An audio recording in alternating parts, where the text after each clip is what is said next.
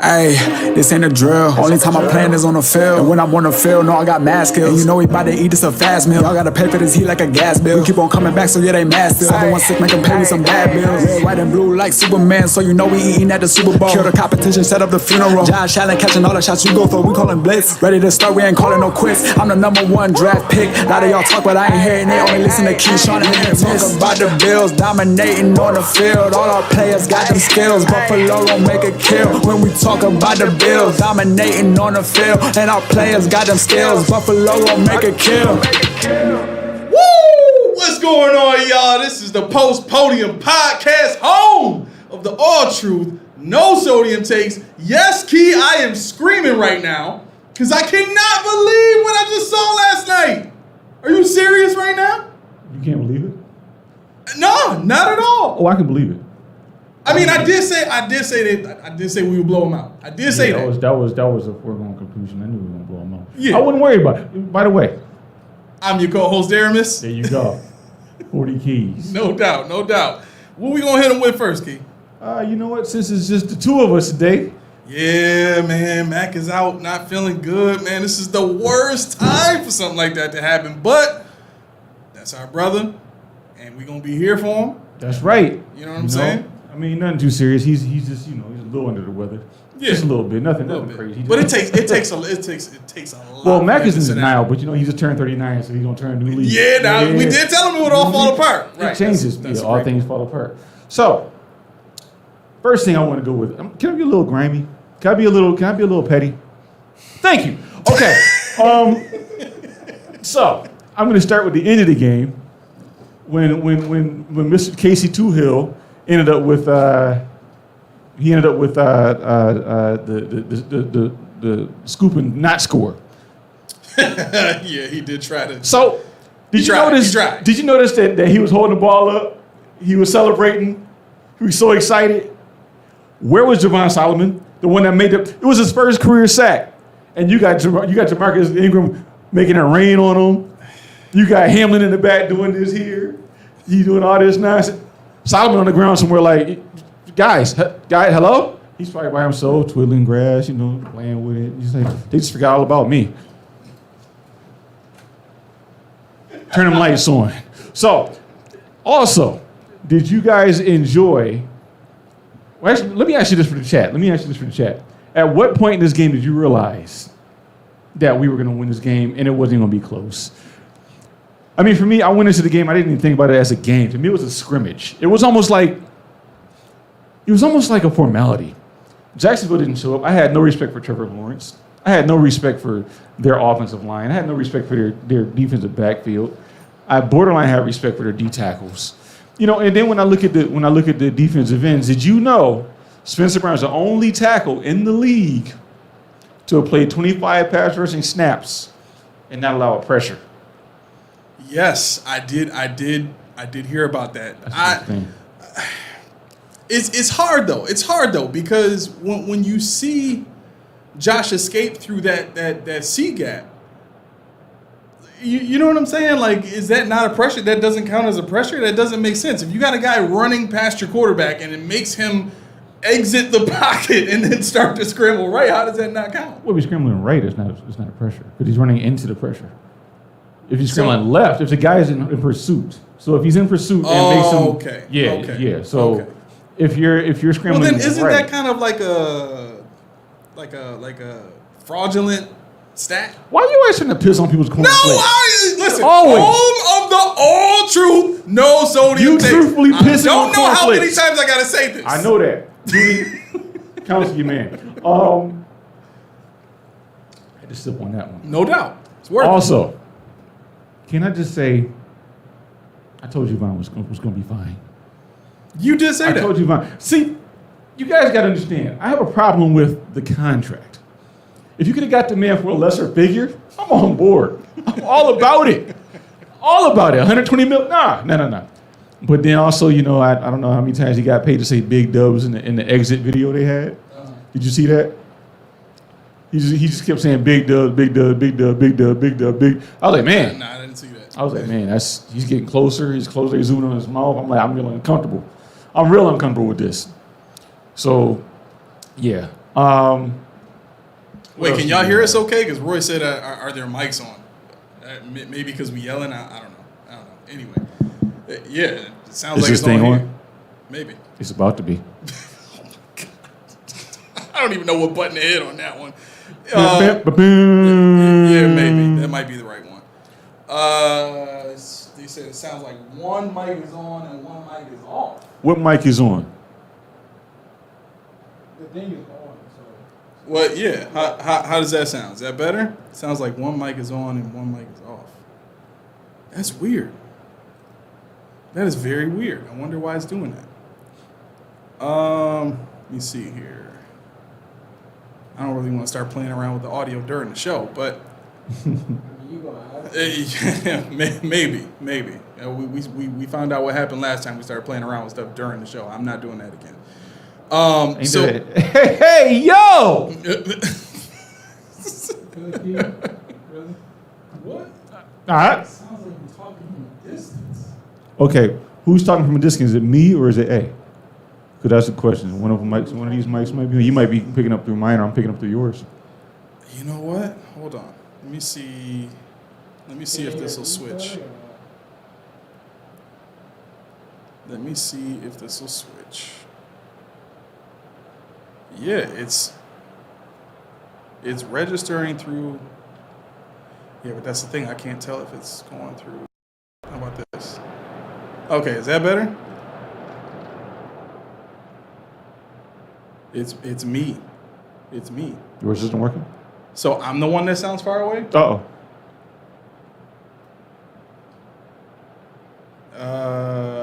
Okay, better. Okay, so we're back. All right. So, bruh. I have to ask you this right now. Right now? Right now. I guess you must then. Before we get any further than this. Ask away. I'm gonna put you in a position That I'm not gonna like. that you're probably not gonna like. Okay. But are the Bills the best team in the NFL right now?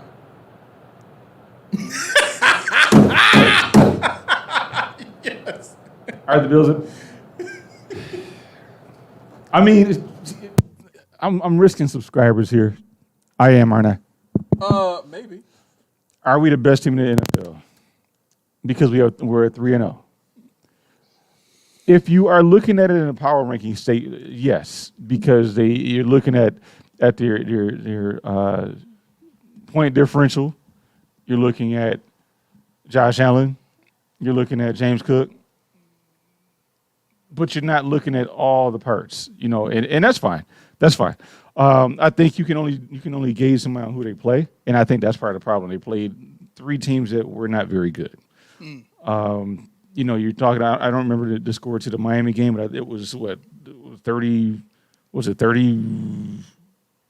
What was the Miami game score? It was 37. No, it's 30. It's 34. 31 to 10. 31-10, and we won 47-10. And both yesterday. teams only scored 10 points. Right. So on the outside looking in, yes, we are very dominant. But when you look at Trevor Lawrence, like I said when I opened the show, I had no respect for him. Yeah. I had no respect for pretty much anybody. Gabe Davis. Mel's not here. I can do it all I want. Well, here's the thing, though, with Trevor Lawrence. And I think this is part of what makes the discussion a little difficult, right? If you can look at the way the Bills played in the game last year in London and say, well, Lawrence looked pretty good in that game, right? He didn't look terrible. He definitely didn't look like he did last night. No. Right? No. But there's the other side of that argument that says, well, the Bills were just in bad shape, so that might have made it a lot easier for him, right? But here's the other thing that I would add to that discussion, which is if I'm not mistaken, they made the playoffs last year, didn't they? Or was that the year before? Was that Jacksonville? Yeah. One of the last 2 years they made the playoffs, I'm pretty sure. Look. But yeah, that's what I thought the argument might be, Kev, is they had a 2-week head start in London. But I'm saying all this to say Trevor Lawrence looked good in Peterson's first year with Jacksonville. He looked really good, to the point where people were saying, oh, Peterson fixed him. Peterson knows what to do with quarterbacks. He's the quarterback whisperer, blah, blah, blah, right? And so this trajectory that Trevor Lawrence was on was good. Now, if you look at what's going on with him this year, I heard somebody talk about today, I think it might have been, I forget where I heard it, but they were talking about the locker room of the Jaguars and how there's no leadership in that locker room, right? And I think something like that could possibly, that and Peterson's play design or scheme might be outdated at this point now with what everybody's doing defensively, being a big part of that. But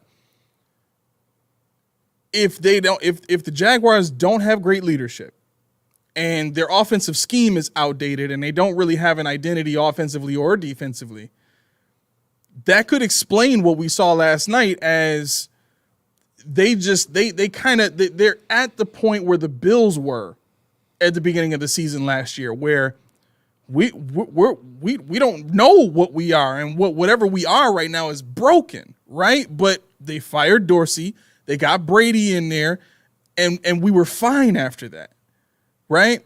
So I guess my point in going through this entire thought is to say, is it possible that we are the Jets times 2 in week 1 of last year in this game? Where, the Jets barely beat us last year, but we beat up on a good team who just doesn't know who they are. I know where you're going with this, and I just don't have that faith in them. Honestly, I don't think that Trevor Lawrence is ever going to materialize into something more than what he is. I mean, he had a good year in 2022. That was the year you're talking about, his best year. Okay. 4,100 yards, 25 touchdowns, and 8 interceptions. Pro Bowl, MVP, 7th place, All Pro, and yeah. So I mean, I can get what you're saying, but no, I just don't think that I don't think he's Josh Allen. I think Josh Allen was hamstrung by the circumstance. I think he was hamstrung by the limitations placed on him by management, by the coaches. Even as it goes as far as Dorsey himself. But I think in order to make that statement, we would have to peel back the layers and say, okay, this team as a whole, is lacking or was lacking something. I think when you look at, especially when you looked at Jacksonville last year, that's when Milano got hurt. That's when Elam played. That's when you had your banged up safeties. You have a lot of things on a shortened travel week. Going back to the Jets game, like I said last show, I think that was a case of we playing for Aaron Rodgers, who's a completely different quarterback than Zach Wilson. Yeah. So I think when they saw Zach Wilson, this is easy, but at the same time, Zach Wilson knows, I need 140 yards and a touchdown, I can win. And that's what it was. That's what it took. Their defense said we can make Josh Allen be sugar high Josh, which they did. Let him beat himself. We might be able to take this thing, and they really didn't until overtime. So I think the Bills.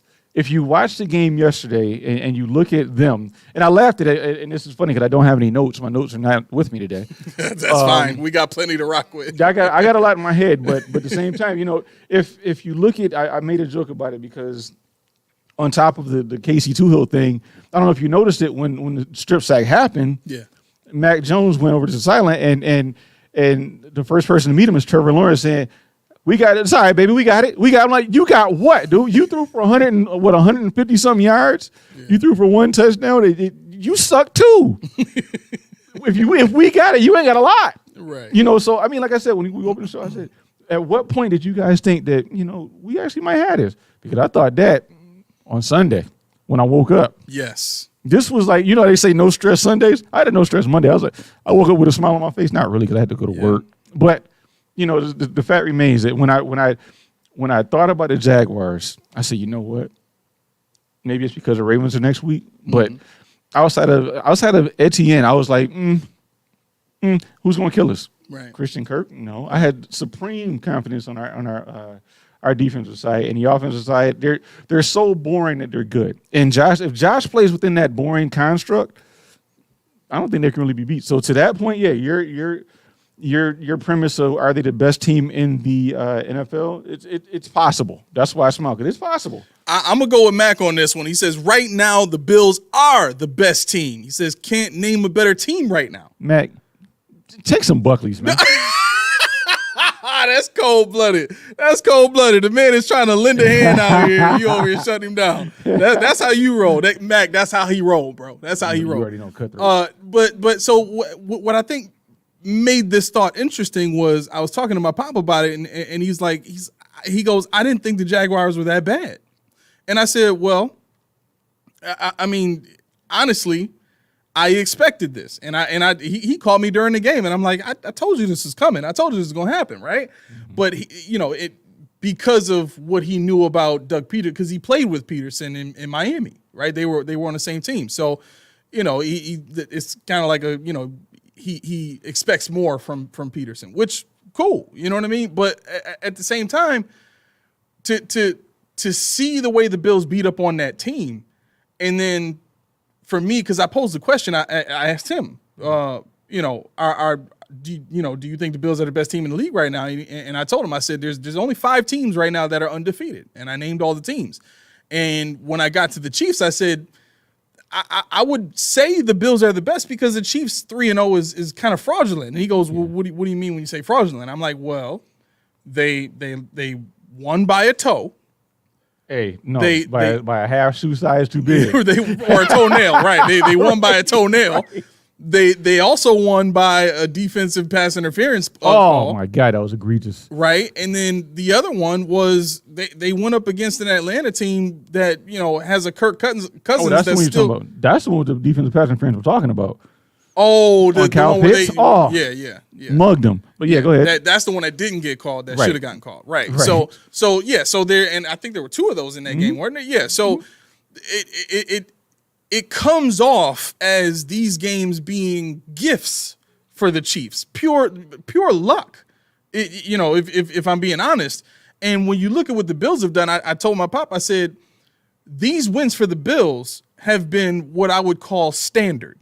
Because if you're a good team, you're supposed to destroy bad teams. But then he goes, well, Cardinals were a wide open receiver away from beating us. And I'm like, they were a wide open wide receiver away from going up, but I don't think they would have won that game. And I don't know if you remember how much time was on the clock when Marvin Harrison Jr. was open, but I still think there was enough time where the Bills could have went down and gotten a field goal and won that game. Honestly, I would love to see it. I would have loved to have seen it. Right. But so my explanation on that was, okay, it's not a bad point. The Cardinals were giving us the work in the first half. In the second half, though, we pretty much shut them down. I think they scored, once in the second half? Points in the second half. Right. So with that situation being the way it is, it's like you can easily chalk that up to it's week 1. Everybody is still trying to figure it out in week 1. And the bad teams have just as much of a chance as the good teams. Mm-hmm. You know what I'm saying? The Chiefs got all they can handle from the Ravens. And the Ravens right now do not look like a good team at all. And they just destroyed Dallas. Right? So when I'm looking at all these undefeated teams, I'm saying to myself, Seattle, are we really scared of Geno Smith? Not at all, right? Who else? The Chiefs. I'm not even scared of the Chiefs right now. No, I never am. Honestly, I'm scared of Mahomes in the playoff in the clutch. That's the only time that they strike fear in my heart. Right. Outside of that, they're human. It's just a fact. Like I said, anytime that they get the ball back to the waning seconds of the game, you're like, there's too much time left. Just way too much time. And I want to see that happen to Josh. I want to see what happened when Josh is in that position, because to me, that's what sets him head and shoulders above the best quarterback in the league. Right. When you have that capacity to say, you know what, 10 seconds, don't worry about it. Hop on here. Yeah. Hop on. Yeah. Steve Lynn says Minnesota and KC are better. Bills at third. Okay, hear me out, bro. Hear me out, because I'm gonna make a case. I'm gonna make it. I was waiting to get to Minnesota, right? Really? Like Seattle's got the best defense in the league. I'm right? just mad at Sam Darnold, so I'm not giving him credit anyway. I actually like Sam Darnold. I know you do, and I'm very happy about his success in Minnesota right now. So you can shut it. Anyways, where you taking? I'm about to make a case for why the Bills are the best team in the league. Okay. First and foremost, what wins the game? It's points, right? The Bills have the highest point differential in the league right now. And I think after this week, we have the most points overall, right? So we can score on whoever, right? The Miami defense was a defense that held Jacksonville to 17 points. So I mean, we can say what they want. We can say what we want as far as them being a terrible team. I think they're just terrible against us, right? The Cardinals. Who did the Cardinals just beat? Who did they play? Cardinals. I didn't watch that. I did. I forget. But Who did they play? They gave somebody to work on Sunday. Well, I know Marvin Harrison does dirty. He does everybody dirty now. Right. Sorry, Mel. Matter of fact, I'm not sorry, Mel. I'm not at all. Arizona right there. played Detroit. The Rams. No. They lost. Oh, they lost to the Lions. They lost to the Lions. They beat the Rams 41-10. I thought they won that game. The reason why I know that is because he played Tre'Davious White. And I was like, told y'all. Yeah. That was my thing. Like, I'm going to pocket that for me. Go ahead, make your point. Yeah. So they lost to a Rams team who went on to come back and beat the 49ers, which it's saying something. And here's the other part, too. If the Rams were healthy, the Rams are definitely destroying almost anybody in the league. Like, think about who they have right now. Cooper Kupp, Puka Nacua, and Tyler Higbee's not even healthy yet, right? So if they had their linemen, if they had their receivers, they definitely win that game. But my point is this. If you look at all the other undefeated teams, there's one fundamental flaw with all of them. The Chiefs have one receiver right now. Travis Kelce's not the same. Xavier Worthy is not. The game has not slowed down for him yet. And they're not putting too much on his shoulders. They're easing him along. They're kind of using him in the way that they used McCole Hardman, which is kind of disappointing because I have him on my fantasy teams. But Roy, sorry. But they have one receiver that's doing work right now that can do anything, right? If you look at Minnesota, their weakness is Sam Darnold. The Bills have played against Sam Darnold for years. Right? So they know how to fool him. And as much work as Kevin O'Connell wants to think he can do with Justin Jefferson, the Bills are one of the best teams in the league at shutting down a team's number one receiver. Right? So on top of fooling Sam Darnold, we can easily kind of slow down Justin Jefferson the same way that we would a Tyreek Hill, right? Mm-hmm. The numbers are there. You can go back and look at it. The Bills are one of the best teams in the league at shutting down a team's number one wide receiver, right? Now, on to Seattle. Okay, they have the best defense in the league, right? But they're also an NFC team. And their secondary is two good corners and safeties that are just okay. And Ty Dotson. And Ty Dotson. So you know he can't cover worth a... Hey, whoa. I'm just saying. 2-5 was all right last year. He's playing all right this year too. Right. You know, against the run. Like 2 seconds. But again, all that's to say that there's matchups that the Bills can take advantage of. There isn't any one style of play that the Bills cannot do this year based on what we've seen. Well, this is my kick when you talk about defense. Yeah. You look at who we have. Let's just go down to Ed Oliver. Where was he drafted? First round. Yep. Greg Rousseau, first round. Yep. Von Miller, first round. Yep. You know where was Daquan Jones drafted? Second round. Oh, I didn't know that. Where was Balin Spector drafted? 7th round. Mm-hmm. Dwayne Williams, 3rd round. Terrell Bernard, 3rd round. Matt Milano, 4th round. Mm-hmm. Rasul Douglas, 2nd round. Who are we going? We're going Taylor Rapp, 2nd round. No, I'm sorry. Daquan Jones, 4th round. DeMar Hamlin, 6th round. And you're talking about Benford, that's 6th round as well. Yep. You got two nickel safety and a nickel back from UB. Roy said apology accepted. But these guys are from UB undrafted. Who thought this defense was going to be good? Who thought this defense was going to regulate anything? Who thought this defense was going to be a doormat? Right. The point is, you know, and you're talking about defense. You look at the best defense in the league. You said was the Seattle Seahawks. Yeah. We're still learning how to play together. Right. You got guys back there that didn't think they were getting a jersey. You got guys back there that didn't think they were making a team. You got a guy back there that not the whole city, but most of Buffalo said is still saying, why the hell is that number 3 out there? He's a liability. You sure? You sure number 3 and number 9 are going to be a death sentence? No. Mm-hmm. My point is, let them cook. They're still working. This team has a lot of potential, and I think people. I'm going to double down on this real quick before you go back to your point about Seattle, because I like I said, it's in my notes, but they're in my car. Okay. We talked about last week, and I know people hear the word McDermott get triggered. We're not gonna bag on him, but it's not McDermott's defense. It's Bob Babbitt's defense. Bobby Babbitt's defense. Right. McDermott, yeah, okay, he's out there helping. Because people have been saying that again. Yes, this week, I know. So Sean McDermott's scheme. Okay. I will give Nate Geary and Ryan Talbot credit. Those are the 2 I've heard say this is Bobby Babbitt's defense with Sean McDermott. Okay. I'll take that. Yeah. But let's double down even further. This defensive backfield, Jamal Adai. Yeah. Look at the difference from last year to this year. There's no coincidence. There's no coincidence that the guy comes into this organization this year, and you got these guys playing out of their minds. Yeah, okay, we had a shot, but now people are talking about is Christian Benford the top cornerback in the league? People are saying, is Damar Hamlin really a starter? Is Taylor Rapp serviceable? Is Rasul Douglas really the number 1? To be fair, I think Damar Hamlin is a starter on this defense. I can't see him starting anywhere else. But that's the point. When you're talking about making somebody that people don't see as a starter anywhere else, yeah, I get it. He had the interception. He's at third. But when you're talking about guys that were afterthoughts, guys that were 6th-round draft picks, guys that were traded onto the team, guys that just happened to walk down the street from UB and say, you know what, hey, guys, you need me?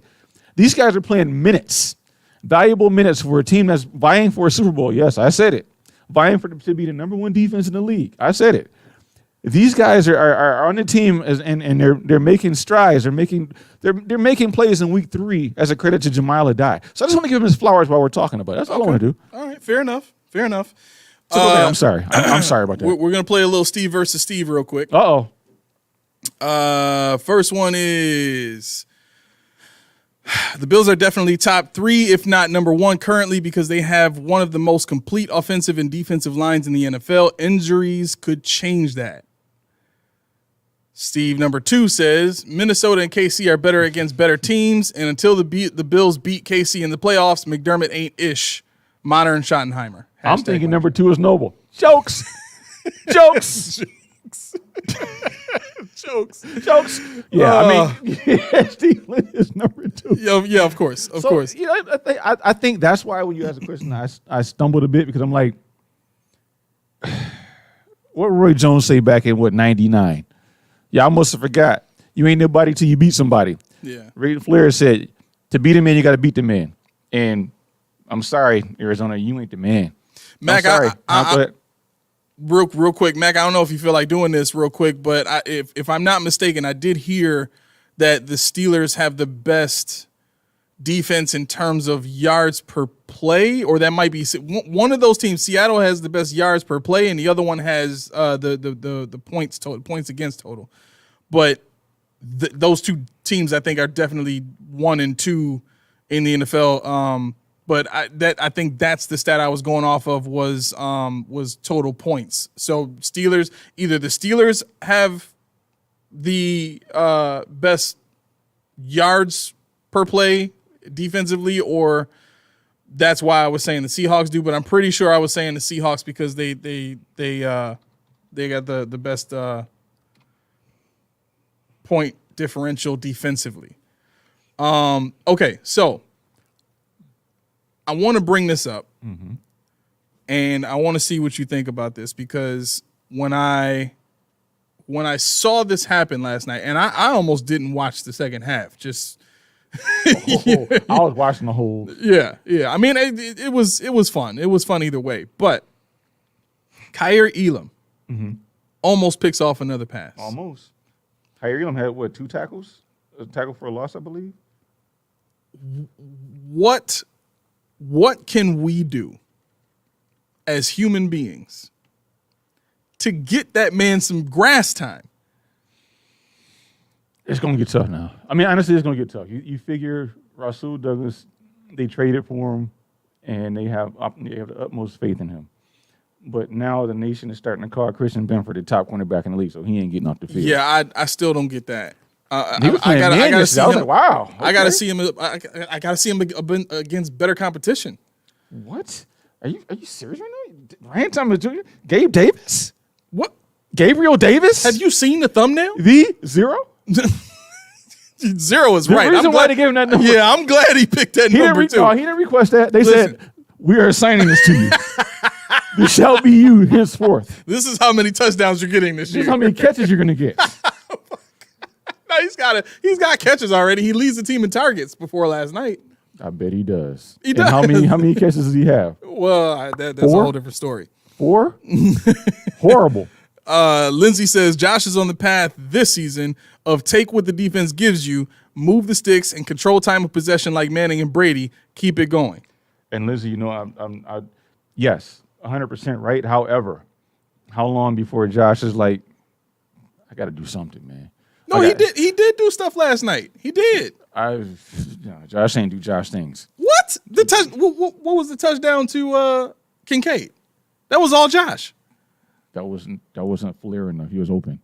Oh, he needs to do Josh things. So you saying Josh got to let out his inner diva? He's like I told, I wish Mel was here because Mel remember the scene. He's like, yo, you know, the Temptation movie. They were dancing. They were doing their steps, and they're like, whoa, what is this? I mean, we sound good, yeah, but we're young. We got to move. Oh, God. We got to move. And the thing is, that's how Josh is. He's like, even we'll go with dunking the basketball.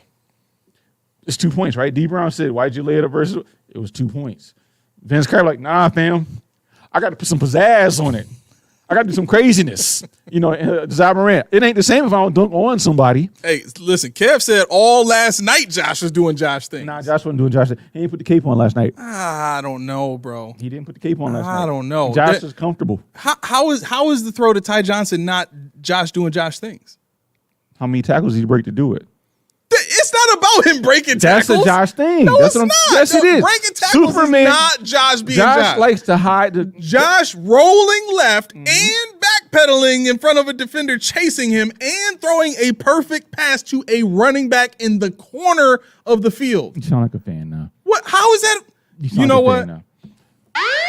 You on notice right now. You sound like you are on notice. Point number one. That is you strike number you got one. Nobody else over here. You know that, right? I could carry the show. Just me in the comments. Damn it. But no, I mean, when I look at Josh, you figure, what was his? He missed 7 throws. He threw 29 times. Mm-hmm. He's gonna smash his season average or season high for passes behind the line of scrimmage. Seriously, this is true. If you extrapolate, he has 17 so far this year. 17 passes, 17 and 17 behind the line of scrimmage. Yeah. His highest ever was, I believe, it was like 100 and something in 2021. He's going to destroy that, and that's why Stephon Diggs didn't belong in Buffalo anymore, because that's what he can't do.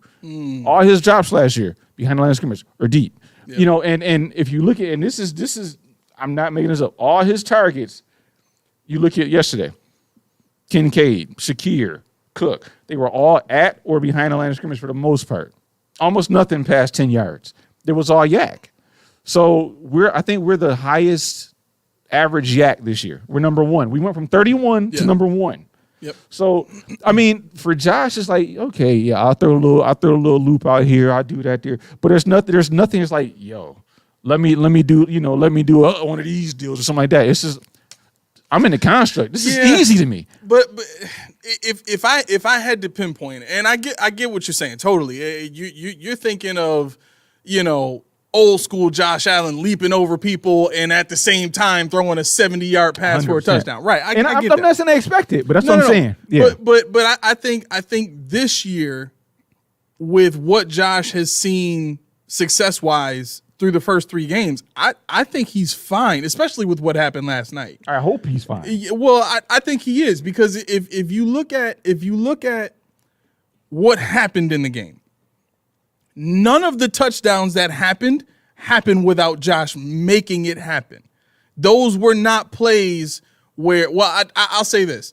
I think the only play that happens without Josh making it happen is the Keon Coleman touchdown. I think that was the only standard-looking play that became a touchdown where Josh didn't have to make a play. And maybe the Shakir touchdown.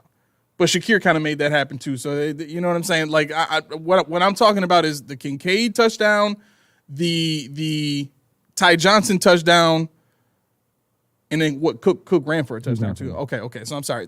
Two of the 4 touchdowns that Josh threw were Josh Allen plays where those touchdowns don't happen without him making something happen. He scrambled on the first one to Kincaid, and he scrambled on the second one to Ty Johnson. The second one was way better than the first one because not only is he rolling left, but he's backpedaling at the same time and throwing a touch pass to a running back. Like, that's insane, the amount of arm strength you have to have and the accuracy to be able to do that, rolling left as a right-arm quarterback and backwards away from the pass rush. Yeah, I think that's where I was joking. I said, you sound like a fan right now. Because Josh Allen practices that stuff, so he practices it so frequently, to him is routine. You know, you watch him when he throws a ball. I mean, if you go back to his rookie year with that little target thing with the three squares he threw the ball through, he probably wouldn't even hit the whole target.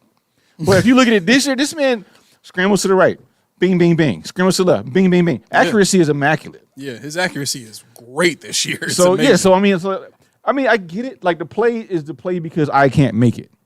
You know, that's where I'm with. The play is a play. But when I put myself in Josh's shoes and I say, okay, Josh is elite. We're talking about the top dog. We're talking about generational talent, maybe the best ever. Mm-hmm. So you're saying in terms of great Josh Allen things, that touch pass to Ty Johnson is just kind of like on the low Josh side. To do. Like, right, okay. I've come to the point where I expect him to do that. And I think when I say Josh Allen plays, it's like, how can I make this as hard as physically possible? What you're thinking about is that video you sent me, that Madden video where yo, this video, this Madden video, the player literally gets clipped, like chopped in half. He gets tackled in the waist and flipped almost upside down. And somehow the ball still gets thrown for 70 yards down the field and caught and ran in for a touchdown. And Josh was like, that's it right there. Yeah, and okay.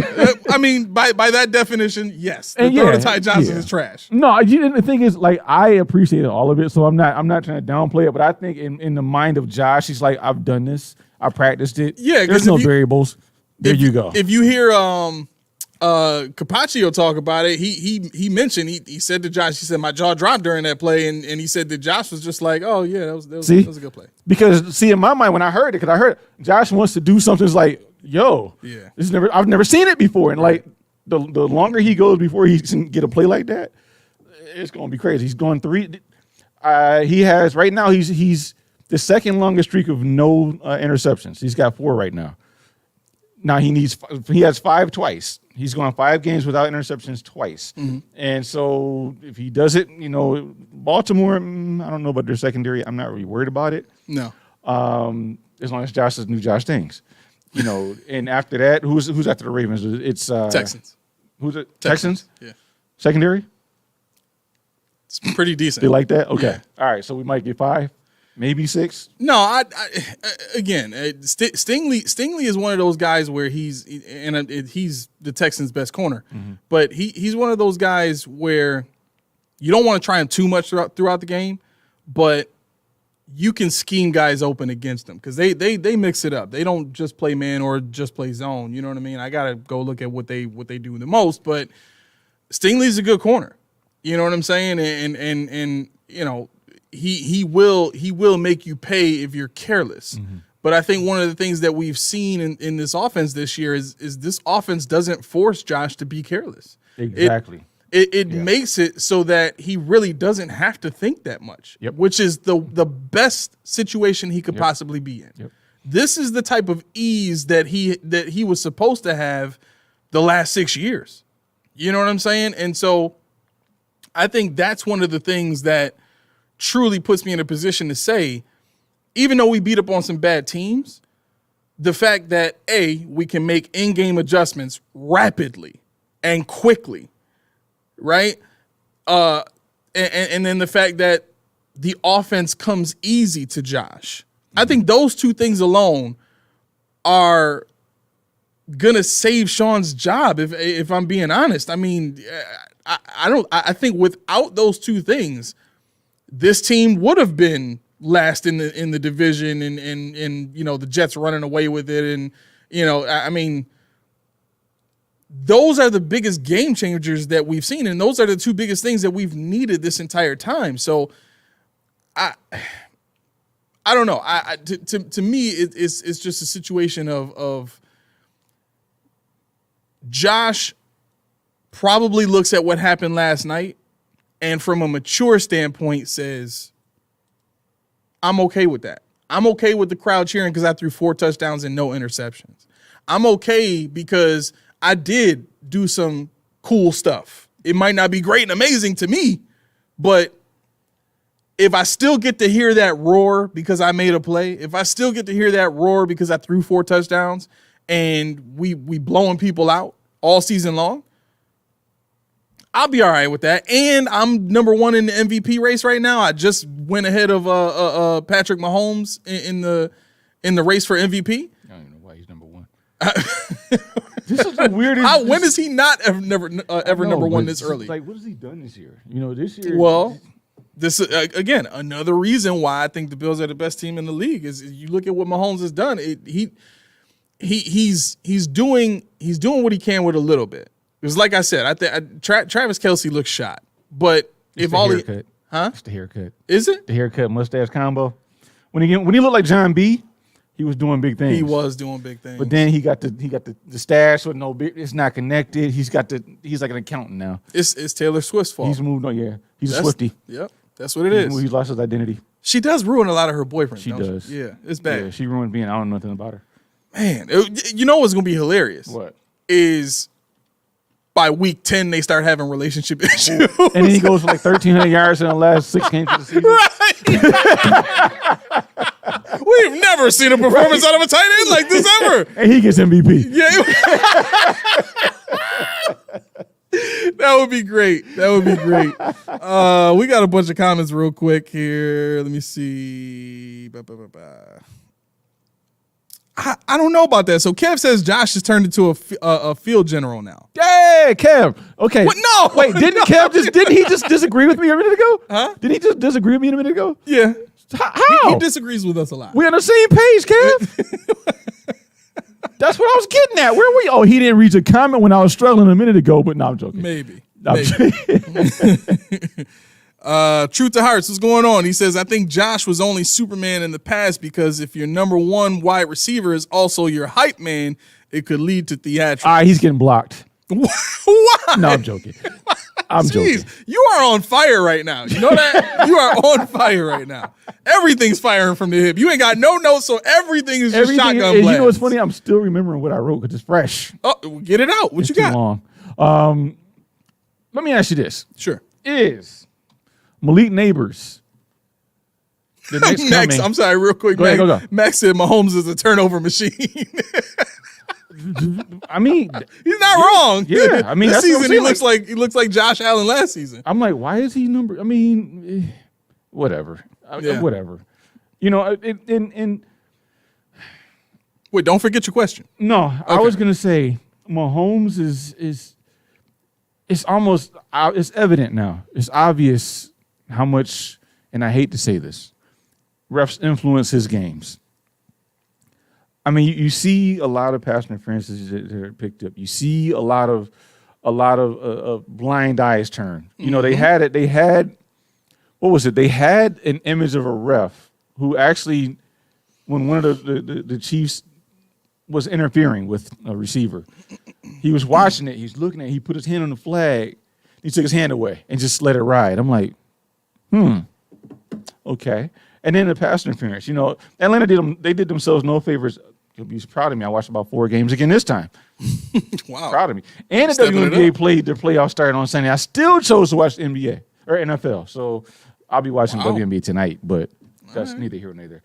But my question to you is Malik Neighbors in the second coming of Justin Jefferson?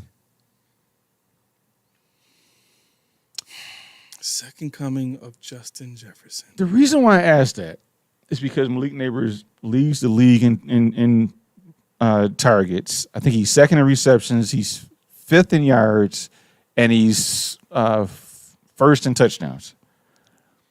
If you look at Justin Jefferson's first season, he had 88 receptions for 1,400 yards and 7 touchdowns. Now, Malik Neighbors, obviously, we're not going to do touchdowns because that's just really stupid. But right now, he's on pace for 130 receptions, 1,500 yards. And there's no signs of slowing down unless he gets hurt because he's their number one guy. They have nothing at running back. Sorry, Devin Singletary. They have, they got Jalen Hyatt. They got, they got Wan'Dale Robinson's their number 2. Yeah. So, I mean, Hyatt is all he is a deep threat. Wan'Dale Robinson is a number 2, but Malik Neighbors has shown so far to not be coverable. Now, you look at, you want to argue Marvin Harrison Jr., okay, sure. But Malik Neighbors has done it since week 1. Yeah. And you look at Jetta, and it's almost like it's unfair. It's unfair what he can do on the field. And right now, Malik Neighbors as a rookie, similar size-ish. Speed, I think about the same speed, same athleticism, same college, same pedigree. I could see it. Now, it's up to Brian Daboll and his crew not to screw this up. Well, yeah, because I think it's going to come down to the simple explanation that all good rookies get, which is there's no tape on the way that they're being used in the NFL. Mm-hmm. You know what I'm saying? What I would need to be able to see in order to say that definitively is I would need to see him have the same consistency that Jefferson had the following years season. On. You know what I'm saying? Because at that point, if he's beating Jefferson's rookie numbers or matching, and then he's still good the next season, well then, yeah, we can say year 1 wasn't a fluke and he is that good. You know what I'm saying? But I think the way that he's being used right now, I think he's gonna get hurt. I think 130 receptions is a lot for a whole lot for a rookie. For a receiver in general. I mean, friggin' Cooper Kupp had like 143 or something like that to win the Triple Crown receiving title. But for a rookie to do that when he's only used to playing 10 games, he gonna get hurt if they keep this up. He's gonna get hurt, or like I say, he's an anomaly. I don't know. Maybe. And it's crazy because I had a thought. Everybody they compare Keon Coleman. What is Keon Coleman? So I tweeted out, X'd out, whatever. I put on the app. If Keon Coleman had a Brandon Marshall's career, would you take it? If he ended up being Brandon Marshall. And we get prime Brandon Marshall for the same amount of time that Denver had him? Sure. They had him for, 4 years? 4 years, yeah, something like that.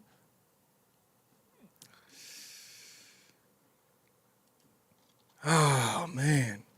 What's the other option? He's just trash and he falls out of the league after a year, or no? He's just kind of there. He turns into I don't know.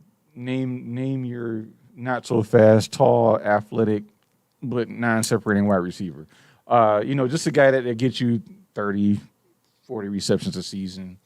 Man. Now, mind you, Brandon Marshall did have 20 receptions in a game once. Right. I know. Like that's the stuff I'm looking at. Is like, man, when he was good and playing with Jay Cutler, he was dominant. Yeah. I think I would take that. I think I would take him having 4 years of Brandon Marshall, like full blown all pro level Brandon Marshall, and whatever happens after that, if both of his legs fall off at the kneecaps, and so be it, But yeah, I would take it. And I also ran numbers for Keon Coleman in terms of his height, weight, and age to see who was the best wide receiver at this time. Obviously, Randy Moss. Go figure. Not fair. But to be fair, he's creeping up on his butt. And yardage, he's almost there. Randy Moss and Keon Coleman. Randy Moss only had 1,213 yards in his rookie year. Keon Coleman got 75. He only got. Oh my God. He only got. Stop. 1,200 yards to go. It's not that bad. He could do it, like you said, with a little bit of luck, with a little bit 9 Taylor Swift with the hair, spruce them up, 1,200 yards in 6 games, no problem. And also, while we're talking about Keon Coleman, how do you feel about him getting benched because he was tardy? Yeah, for being late to a meeting. Was it a meeting? I don't know. Charles Sal said he didn't know what it was. It had to. I mean, if it was anything associated with the team, I was thinking it was a free game walk around. It's neither here nor there. All the same. Getting benched because of that. So So let me put it in perspective. Against Arizona, he played 78% of the snaps. Last week, 91% of the snaps. This week, 31. Yeah. He played 31% of the snaps in the game last night. Well, if he plays 30% every game, but he scores a touchdown every game, I might have to take that now, because that's the other side of this that we ain't nobody looking at is he played 30%, but he scored a touch. I don't think he's Von Miller, but no, I don't know about that. But I mean, come on now. Well, no. You're right. I think it's ridiculous. But here's what I'm reminded of when you ask me that, because Colin Cowherd was talking about the culture that Dan Quinn established in Washington, and how he lets Cliff Kingsbury run the offense. 4th down call, all that kind of stuff. You run it, right? Mm-hmm. I'm in charge of establishing the culture in this building. And the culture that Dan Quinn established is not that rigid, traditional defensive mindset like what Bill Belichick established. And when he said that, I'm like, that's exactly what Sean McDermott is doing here, is that rigid, traditional defensive culture that we have here. Mm-hmm. And that's the type of culture that would bench a guy who is supposed to be growing into your number one receiver for being late to warm-ups or whatever the heck. You know what I'm saying? To me, something like that, if it was Andy Reid, look, I need you to be here on time, man. Damn, Rashee Rice is still playing. Right, that's a good point. The man damn near killed people, and he's still out there as your number one receiver. Number one guy getting numbers. Getting 14 targets a game. Thank you, Rashee. But no, and the thing was, they asked me during, but he said, yeah, we talked to Ken about it. He took it well. I don't give a damn if he took it well or not. You're on punishment. Hey, Ken. Hey, you're not playing Grand Theft Auto tonight. You okay with that? Fuck you mean? I don't care. It's a punishment. I don't care how you take it. Take it bad. Take it good. But you're going to have this punishment. Right. Like, come on now. What if he would have took it bad? Then what? What happens then? Well, then he doesn't play at all. I truly believe that, though. I believe it too. Wow. Why is that wow? He needs to play. We won 47-10. He could have had popcorn with the rest of us. But no, my point is, when you say we talked to him, he took it well. I don't care how a punished player takes it. I got suspended the game once for taking my pads off. I didn't even know. I wasn't doing nothing malicious or anything. Mm-hmm. Man, they text me, you're suspended for the next game. I said, okay. I mean, no, it wasn't that great, but the point is, that's neither here nor there. I was going to say, I understand why you are okay with Sean McDermott now, because y'all both have the same traditional defensive mindset. Who cares? He took it well. It's not. That's culture right there. That's a culture I don't understand. That is something I don't want to understand. Because if Ken come in I'll be damn, Ken come in my house telling me, yo, Dad, I'm not really feeling being grounded this week. Let's make it 2 weeks from now. No, let's make it from now until then. Yeah, but I mean, Coleman didn't really have a choice. Like, here's the thing about Coleman, though. I can't go into detail about this, but Coleman is in a situation right now that is tough for rookies, right? And being in the position that he's in as a rookie in this city and in this culture, and I don't mean anything negative against the city, but that's just to say, as a rookie of his caliber and with his expectations and with his aspirations, to come into a system like this where everything is very controlled, everything is very traditional, everything is very, rigid, I would have an issue with that, because first and foremost, you need me to be great. You drafted me in the second round. Let's be real. You need me to be great. Right? And at some point, this team is going to take flack when Elam leaves, if he leaves, right? The same thing is going to be said for Keon Coleman. We already talk about players that are not on this team that the Bills let go that could have helped us maybe win a championship by now. We talk about that all the time. Why? Because we haven't won one yet, right? So until we do win one, we need every little bit of help we can get, and that includes Keon Coleman. So for him to be in this position where he's seeing all this stuff happen, my hope is that he doesn't get to the end of his contract and be like, F y'all, I'm going to see what options I got out there because I hate it here. You know what I'm saying? And from what I know, I don't think I told you. Did I? Okay, I'll tell you after. I don't know any of this stuff, y'all. don't DM me. What's he talking about? I don't know. This one I cannot let out. So please don't pressure me. I'm not. I like not knowing. Not you. I'm gonna say I like not knowing. This is what I'm like, y'all. When I was talking about all the Stephon Diggs, so like, who's your source? Tell me now. Who's your source? I can't tell you who the source is. You could have said me. I'd be like, yeah. No, yeah, I said it. But I can see this situation becoming something of a slow boil. You know what I'm saying? And I think to some degree, Sean is going to need to kind of back off a little bit. In a way, he's done that a lot, and I think the Bills have progressed because of it. He's done that with the offense. He's done that with the defense, where he's letting the coordinators do the work. He's sitting back and worrying about the building culture, which is what Dan Quinn does, and the overall final decisions on everything, which, cool. If you're going to be a head coach, that's your job. Right. You hire people to do the job. You let them do their job. You back off, right? So this might be one more of those situations where you're going to have to be okay with letting Coleman be Coleman. You're going to have to, because if you don't, you're going to lose him. And I'll just leave it at that. Yeah. No, I think I can rebut only because I don't know jack-ish about what you're talking about. Okay. You know, I on the surface, I get it. But I think, and let me disclaim this, I think everybody eats is the dumbest ish I've ever heard in my life. Everybody eats is just ridiculous. I mean, yeah, it's worked so far, but after a while, whatever. You know, and I think Keon Coleman right now, and this isn't just about him. This is pretty much about anybody out there that's not named Khalil Shakir. They are all put on this team to be replaceable, the way I look at it.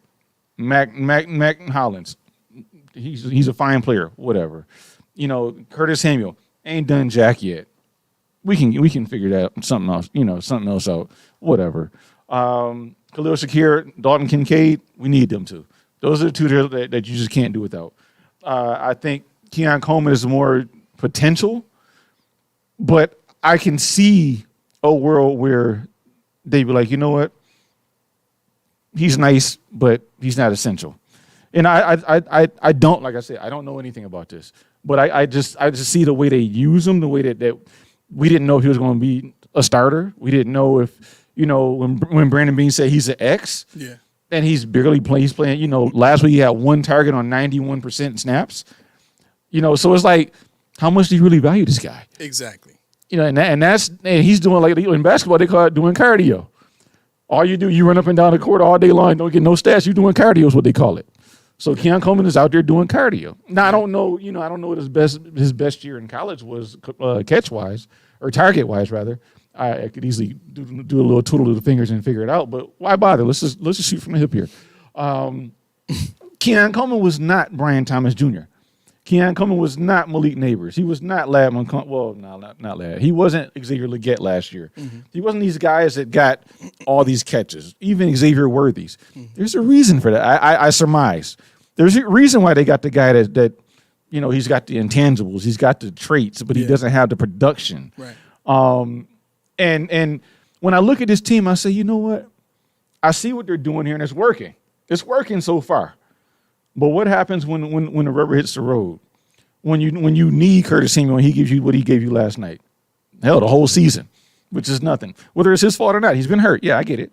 But, you know, James Cook, until yesterday, it was his offense, basically. Yeah. You look at it, everything goes through good. He's leading everything. And last night it started out that way. Even running for 39 yards on 11 carries. Yeah. He had 80 yards of offense and a touchdown. He dropped the pass, which he did not get credited for. So, I see, we're done. He's at a 90% clip of reception so far this year.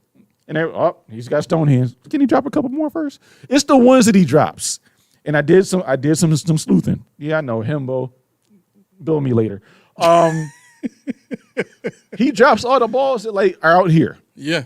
They're always the ones you got to go for. Like if it's at his chest or somewhere. That's actually very true. So, and that's the thing. Okay, let's work on it. We know we can work, or we'll just X that out. We'll put in, we'll try Ray Davis, something like that. Because Ray Davis can catch. Yeah. Ty Johnson can catch. Yep. James Cook usually can catch. So it's like you said, it's provable that the reason why, not the reason why, but his weak spot is those hands catches where you got to gauge where he's just not good at it. It's just not there right now. It can be. If you were thrown those passes the year before, you would think, maybe you take the offseason to perfect that. Maybe you just kind of have a thought, maybe I should get out there and get some of those types of passes. But how about this? What? How about you put Curtis Samuel back there? Yeah, but what I don't like about that is I never like having to sub out players on offense. I hate doing that for any reason unless I'm specifically calling a gadget type of play. But see, that's the beauty of it. Last night, the first half, pretty much all the big plays were gadget plays. If you look at they ran a Miami type offense where Curtis Samuel loops around and he goes back and James Cook switches sides, and there was all this stuff going on before the snap. And I text you guys. Yeah, but after the snap was basic stuff. Bootleg, throw it to. But the defense is already confused. That's why Cook got that catch for 20 yards. And that's what they're building. They were building, and that gets your play actions. You could put Cook in the slot and make Samuel, give him a couple carries. I would contend. Brother. That the motion was not there to fool the offense at all. I think most of the time the motion was to make sure that they were still playing man. Right. No, that's what I'm saying. Oh. Yeah, that's what I'm saying. The motion about offense to see what the defense is doing. And, Curtis Samuel was looping around and he was doing, fake outs coming back and James Cook switching side. There was a lot of stuff just to confuse the defense. And they were moving all around. And if they were in zone, they could stay in their integrity. They could have their integrity. But when they're playing man, they're switching all over the place. And Josh like, ha, ha, ha. What did Cam Newton say? I see you've been watching film. Watch this. Right. And I just, was it just me or did that go away in the second half yesterday? Did all the motion, all the stuff they were doing first, they just went away. They started because they didn't have to. They just started running basic stuff. But okay, see, this is why, and now you can kill me. This is why this team right now, to me, doesn't have what it takes to be a Super Bowl team. The reason why I say that. We were right. What did you say when you texted me? You wanted when Josh had 4 touchdowns. What did you say? Throwing. Let him get 8. Let him get the record. What did they do? You know what? It's cool. Yeah, it's cool. Yeah. No, Super Bowl teams put your feet on their necks, rip their heads off and down their throats, and that's the mark of, for me. Yeah, it looked more like a conservative team in the second half because we got this in hand. But we knew they were going to do this. This is like, and that's the thing. There's a difference between player culture coaches and coaches culture coaches. And Sean McDermott is a coaches culture coach guy. And so for him, the mindset is always, well, I don't want to embarrass the other coach, so I'll just dial it back. I don't like Doug Peterson's face. You could embarrass him. Right, I agree. I think you slit everybody's throat and watch them bleed out, and then if they get mad about it, tell them to do something about it. I would have got mad because their offensive coordinator name is Press. Who names their kid Press? Well, that's Zach Taylor's brother. I know. His name is Zach. That's regular. Nobody in the world's name is Press. He's got to go. I would have, on the strength of that, it'd have been a hell of a pay. I don't know. I'm not gonna say what I was thinking. Don't do it. I got a lot of people. It's way too dark. Oh man, it really was. There's a lot of people disagreeing with me in the chat right now. About what? About my stance on Coleman. I wasn't specifically saying that Coleman should be allowed to get away with it, because I'll read some of these. Where's Laura's comment? Laura says, I don't know. These guys are making so much money just to show up on time. Oh, I'm sorry. These guys are making so much money. Just show up on time. Not a huge ask. Truth to Heart says, I disagree. You have a standard and nobody is bigger than the culture. If they a culture fit, they will take discipline well. I agree with those things. And again, this is the one in particular. So Roy says, correct me if I'm wrong, but it sounds like you're saying Coleman should be given leeway that perhaps other rookies wouldn't get. He's a pro now. It's not college anymore. What I'm saying, I didn't see this comment. Max said BS Key. But I don't know what he was saying that to, because oh man, this the timing of all this stuff. Well, doesn't matter. He should be here to defend himself. Something you said is nope. Bull. Nope. That's conjecture. Because we don't know what the context was. Yep. Okay, it's ambiguous. Well, he can say my whole stance of everything is BS. If he comments back and he tells us what the context was, then it counts. Too late. Mac, to clarify it. So what I was trying to say with the Coleman thing, because Steve is saying, Aramis, this is not a tough guess, either a family situation or a situation with the law or a combo of that. The law? No, you're not playing that one. No, you're not playing. Not on Sean's team. You're not. Ask Marcel Darius how that works. There's. I can't say too much more without giving anything away. Just reiterate it. Just say it again. Yeah, the situation he's in right now is not of his own design. It's a measure that has been taken for protection. I'll just say that. That's it. That was toning. Yeah. That was toning. Yeah, I don't know what he's talking about, but that was toning. But my point is this. If you drafted this kid in the second round, and this is perhaps one of the deepest and best wide receiver drafts in a long time. Good wow, yep. And then right after you draft him, you say, yeah, he's going to come on and be our X. Granted, they did say, they kind of changed it later on and said, well, he's got to earn that. I mean, that means they're still going to give him the opportunity to earn that, right? You can't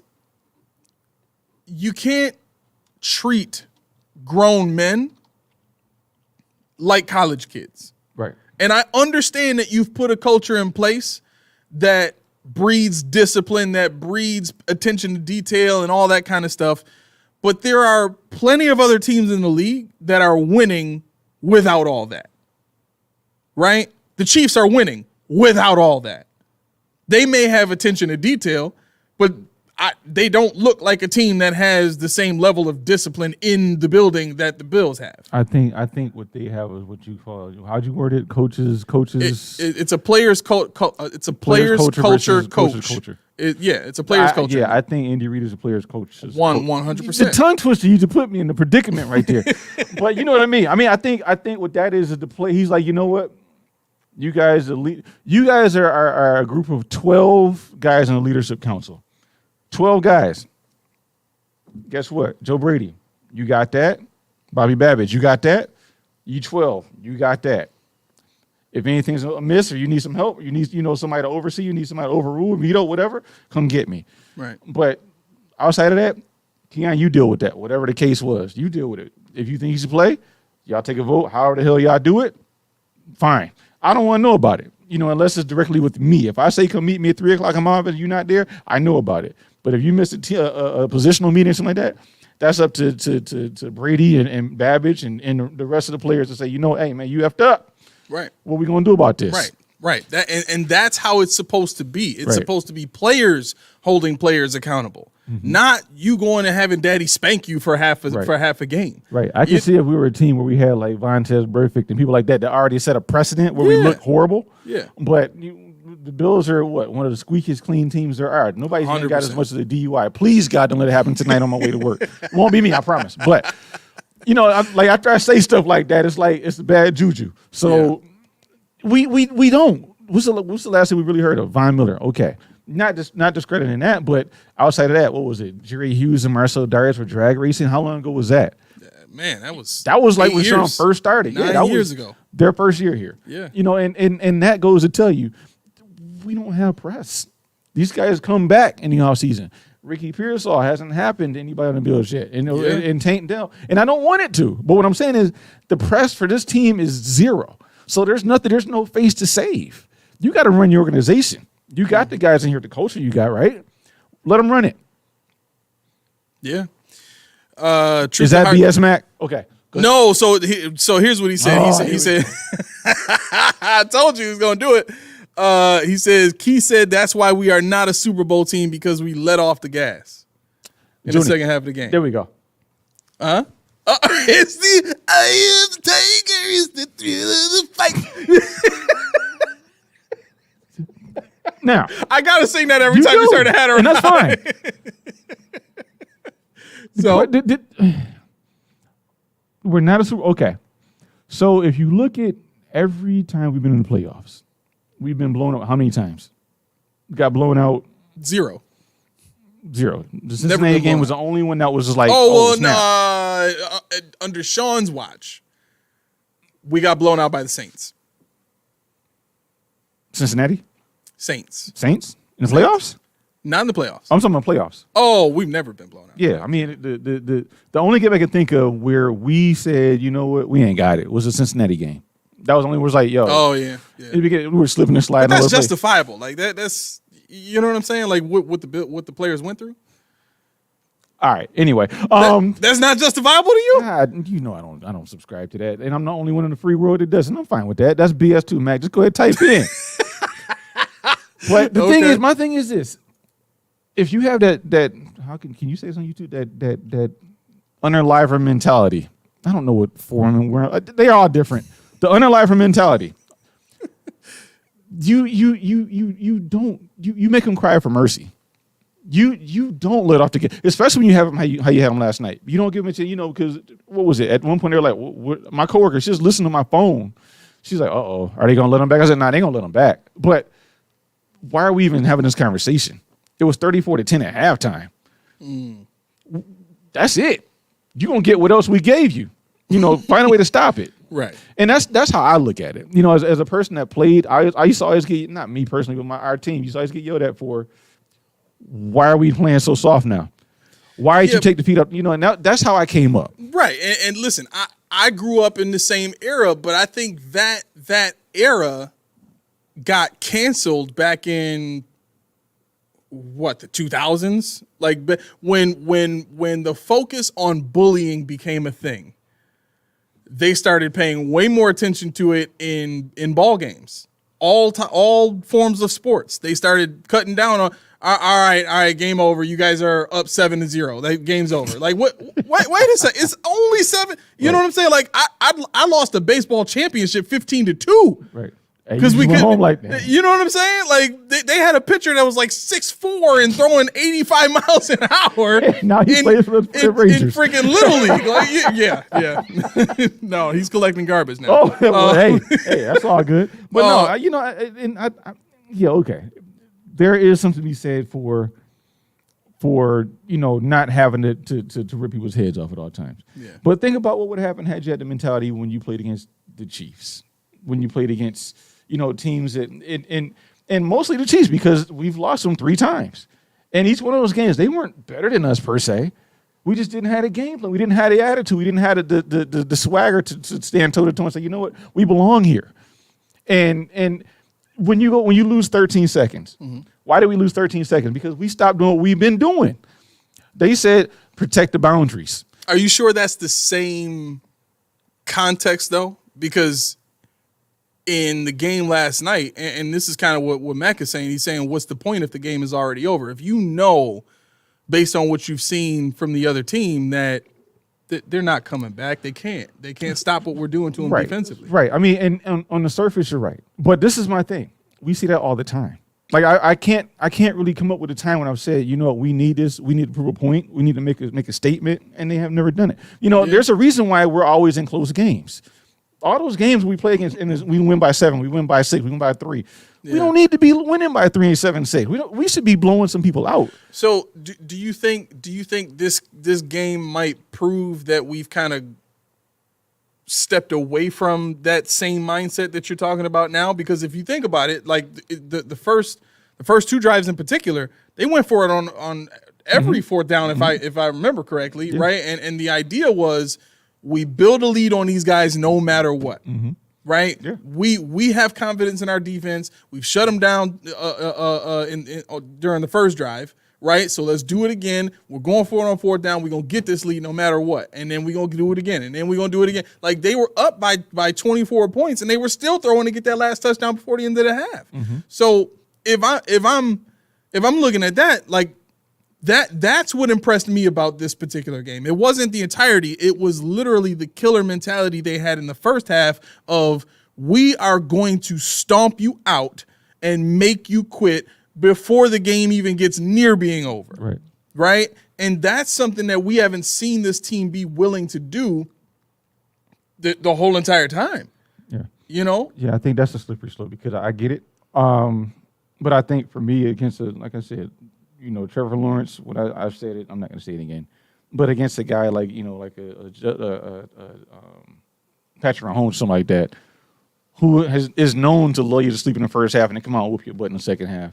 You know, I from my own comfort, I don't care if you score another 34 points. I don't care if you score, you know, 68 points in the game. My point is, I just want to see that same what's the word, intensity. I don't want to see my team say, you know, we'll put them out. You know, let's just take it a little easy. Let's run a couple. You know, like you said, they ran the ball. I don't know if it was more because I didn't get the split, but I can tell you that it just didn't seem like the same team. It seemed like they knew they won.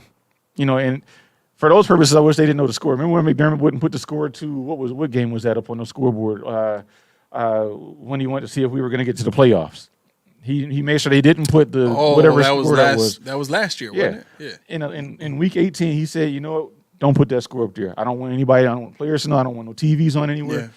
Yeah. And I wish, obviously, you're gonna have an internal. We're whooping them out, but at the same time, I wish that there was the internal measure where you say, you know what, we're whooping them out, but the job's not done. The job's not. We got Baltimore in Baltimore next week. You know, they just won a game. Yeah. Lamar Jackson's on the charter flight talking about why you on IG Live. We got work to do. Who you got work to do for? It ain't us. You see what we just did, these boys? Right. And that's how I don't think about it. You know, it's maybe I didn't word it to the BS extent. And the BS meter went off. Yeah, but you know, truth to heart's going in, and I'm kind of not happy with the comment. But he says, LOL, we blow out more teams than any other team. You should probably fact check before you say something. I don't like the thing with that is you're not saying, and correct me if I'm wrong, you're not saying we don't blow teams out or we don't try to blow teams out. I mean, we friggin' beat the Dolphins by 28 points or something like that, 20 points when we played them. We got the blowout from last night, and I think what Truth to Hearts is pointing to is the Bills have the most blowouts in the last 5 years or something like that of any team in the league, which, okay, but if we're talking about context to all that, we beat up on trash cans in our division for years and years and years. And I think what you're trying to say is the teams that we've beaten before that were better than us or that were comparable to us, I would say is probably a better way to describe it. Those are the teams that we never step on. Like the trash cans, we're supposed to dominate them. We do dominate them. Yep. But the teams that we beat up on that are thought of as being good or whatever the case is, those are the teams where we always end up letting them back in the game or easing up on them so that the score looks, you know, like it was a better game than it actually was. And you know, and I think I would agree with that point. You know what I mean? To me, I think the culture that Sean has kind of established and lived by here in Buffalo is that coach's culture type of coaching.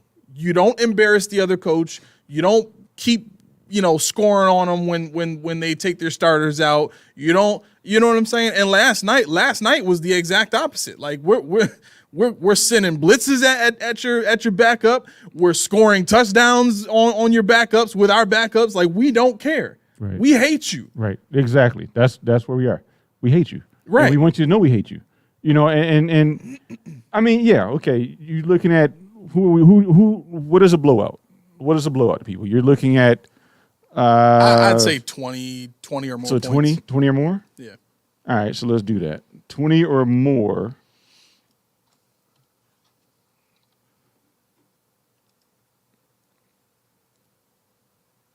We have 23 games where we won 20 or more. So obviously, Houston 40-0. This is McDermott. Okay. So you're looking at Houston. So this is all since 2018. 2018. Okay. In 2021, you have Jacksonville yesterday. You have Pittsburgh in 2022. You have Miami 21, Washington 23, Tennessee in 22, the Jets 20. I mean, like you just said, where's Kansas City?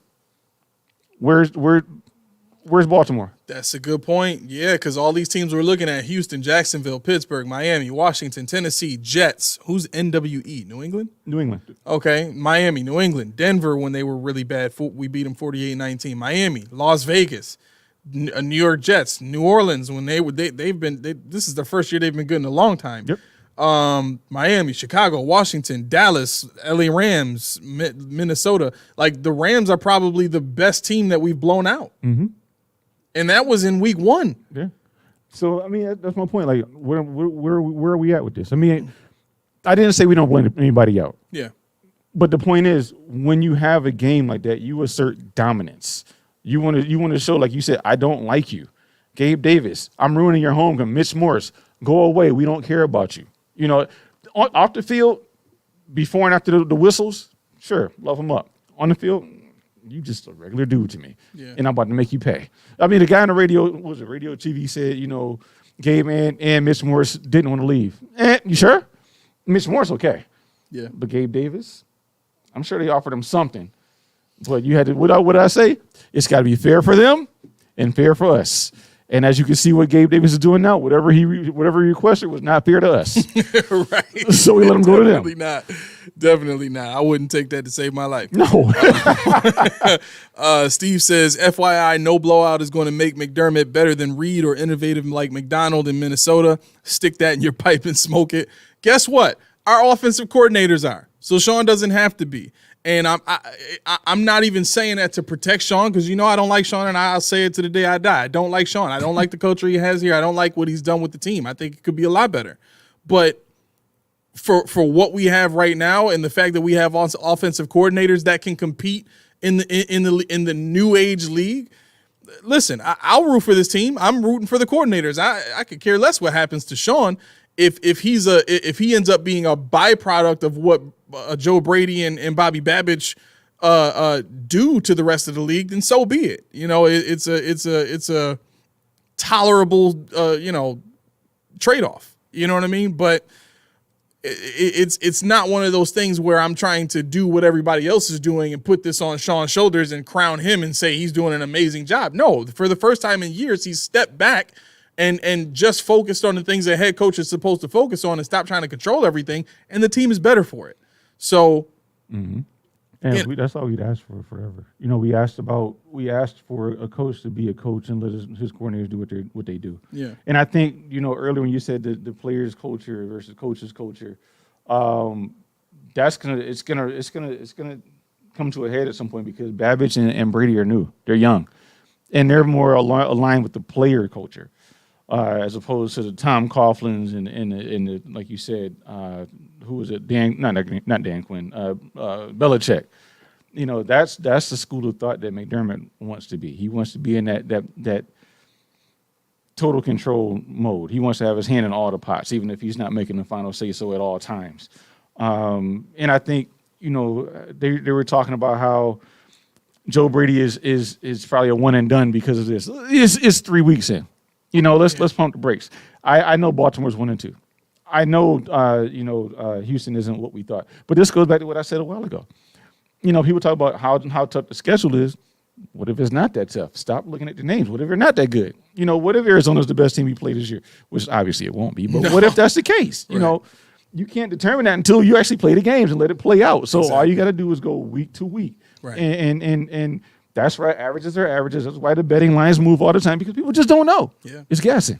One of the things that I think we're seeing now is that as of week 3, our schedule does not look to be as hard as we thought it was. And when you look at the Ravens, I mean, Lindsey saying great game yesterday, moving the focus to Baltimore. Now, I mean, who's worried about them right now? Baltimore? Yeah. Nobody. I'm not. I mean, does Lamar Jackson scare me in terms of him being able to run past everybody on my defense? Yeah, maybe. Yeah, but I'm not worried about that. That's what I'm saying. Yeah. The likelihood of that happening is very small. And knowing that their offensive line is just terrible. They lost 3 starters, right? And we've seen now a pass rush hurts them. And we have one, a damn good one. Mm-hmm. So knowing what the mismatches are against all of these teams that we're going to go against the rest of the season, it puts me in a position to say every last one of these games are winnable now, whereas before the season started, there were a lot of games where I said, if the Bills win that, it's a freaking miracle, right? Mm-hmm. And I don't think there's anything wrong with that. I mean, obviously the perception is going to change week to week, like you said, but from where we are right now, and this is all we can judge is what the outlooks are right now, it looks like the Bills are probably going to win more than 10 games. It looks like it. It looks like I'm going to be sending y'all some wings because I'm just saying what it looks like. Now here's the thing. For me, the real test, I said this already. The real test is the Texans. To me, the real test is not the Baltimore Ravens. We've beaten them in the regular season and in the playoffs already. So Sean and this and Bobby and whoever's putting the defensive game plans together, they know how to deal with Lamar Jackson. They've done it already, right? We have experience in that.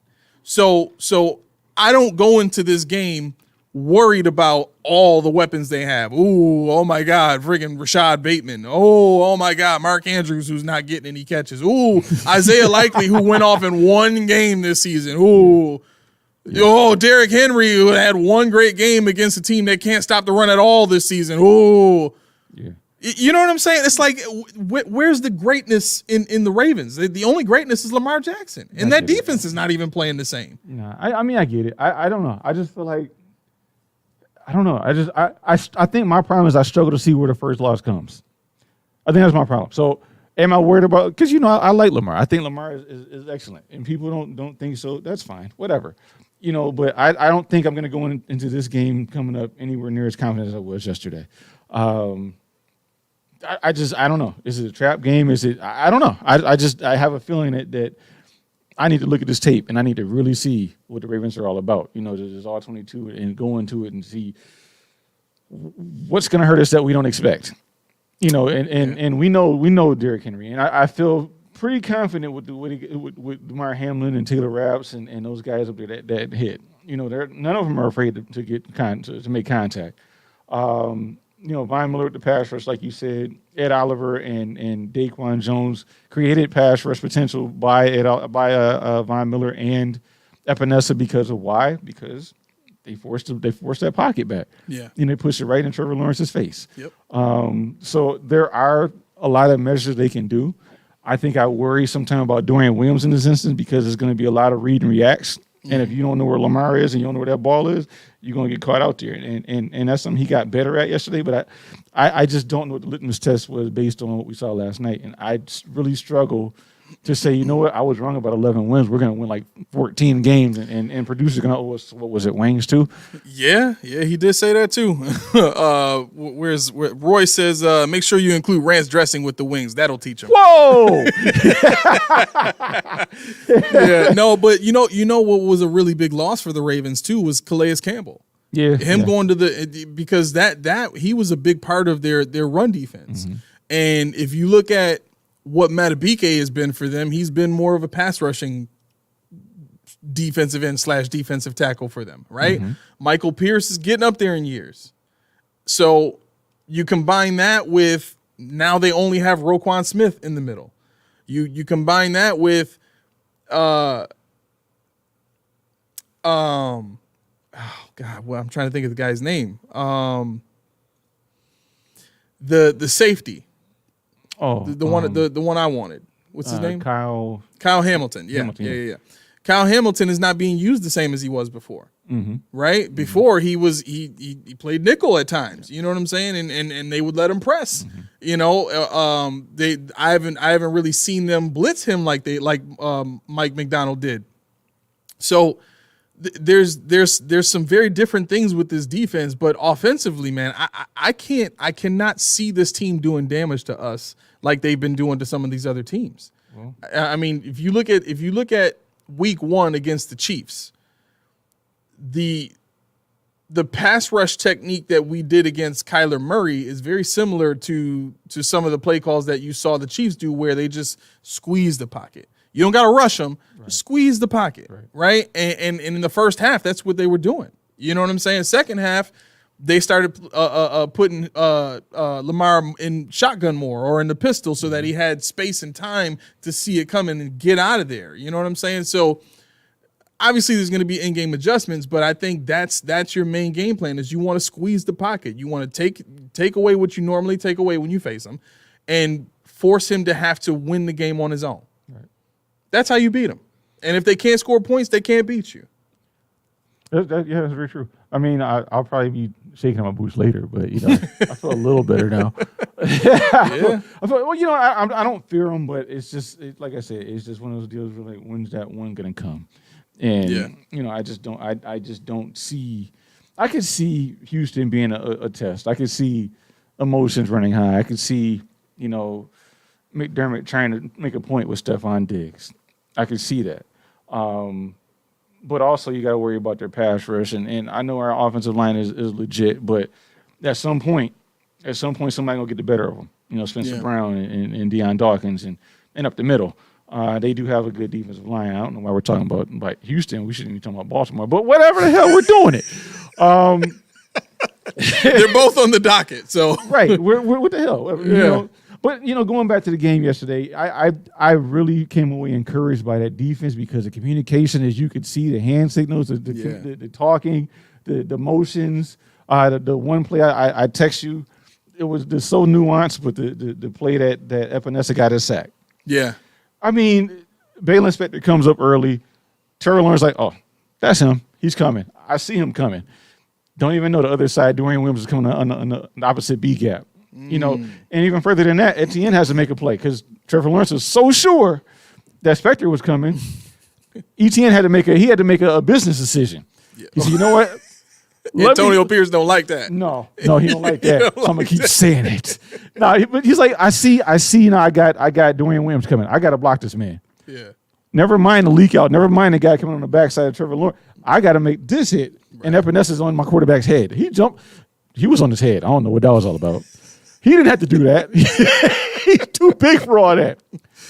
Roy said, okay, so the Ravens also lost Patrick Queen and Geno Stone. Yo, speaking of Geno Stone, did you see that hit in the Washington game last night? No, I didn't watch any of that one. Yo, Geno Stone laid the wood on this receiver. No, I didn't see it. I've never seen a receiver get flipped like this since after since after 2004. Mm-hmm. That's really when the league started cutting down on, hits over the middle and stuff like that. But this dude, I forgot who the receiver was for Washington, but he caught it on the right side of the field, closest to the camera. And he starts juking a few people out, and it's like a long third. It's a third and super long, right? So he's ducking people and making moves, and it looked like he about to get it. And he starts cutting a little bit more to the left, which is more the middle of the field, right? Geno Stone just caught him right in the neck and just flipped his whole body over. It was I've not seen anything like that since old school football. It was one of the greatest I've ever seen. They were trying to take Shakir out last night. I guarantee. Yo, they really they were trying to take him out last night. I mean, that low hit, then the hit to the head. That was a weird one. I'm like, what is this dude doing? Speaking of which, Roy, cover your ears.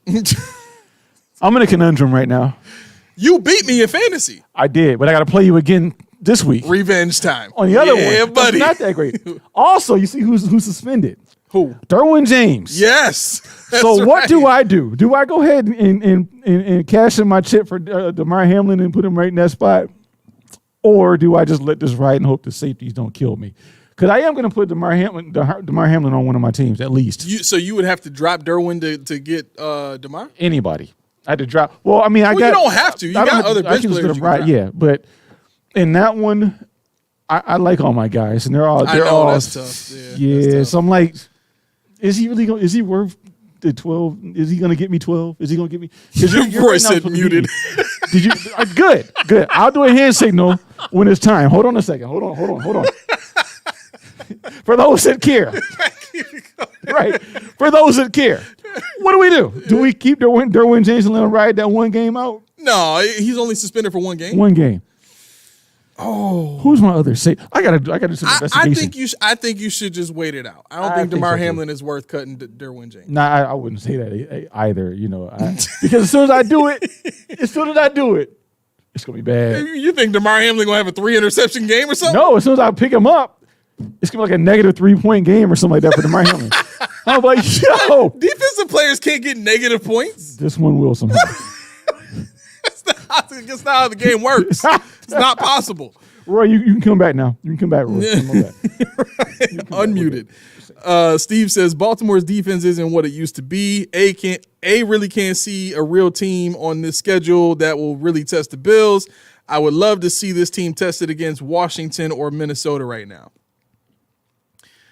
It's not that I can't see a team on the schedule that'll really test the Bills. I think what I'm looking at, knowing what I know about what I've seen this team do this season and what I've seen the other teams do this season, I think there are, and now mind you, this is something that I have not seen the Bills have until this season, right? Which is the ability to match up against any mismatch.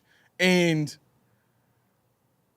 when you look at the diversity in this offense, and then you look at what some of the defenses are doing this season, on top of having the diversity of offense, the Bills also have an ability schematically to beat too high. How do you beat too high?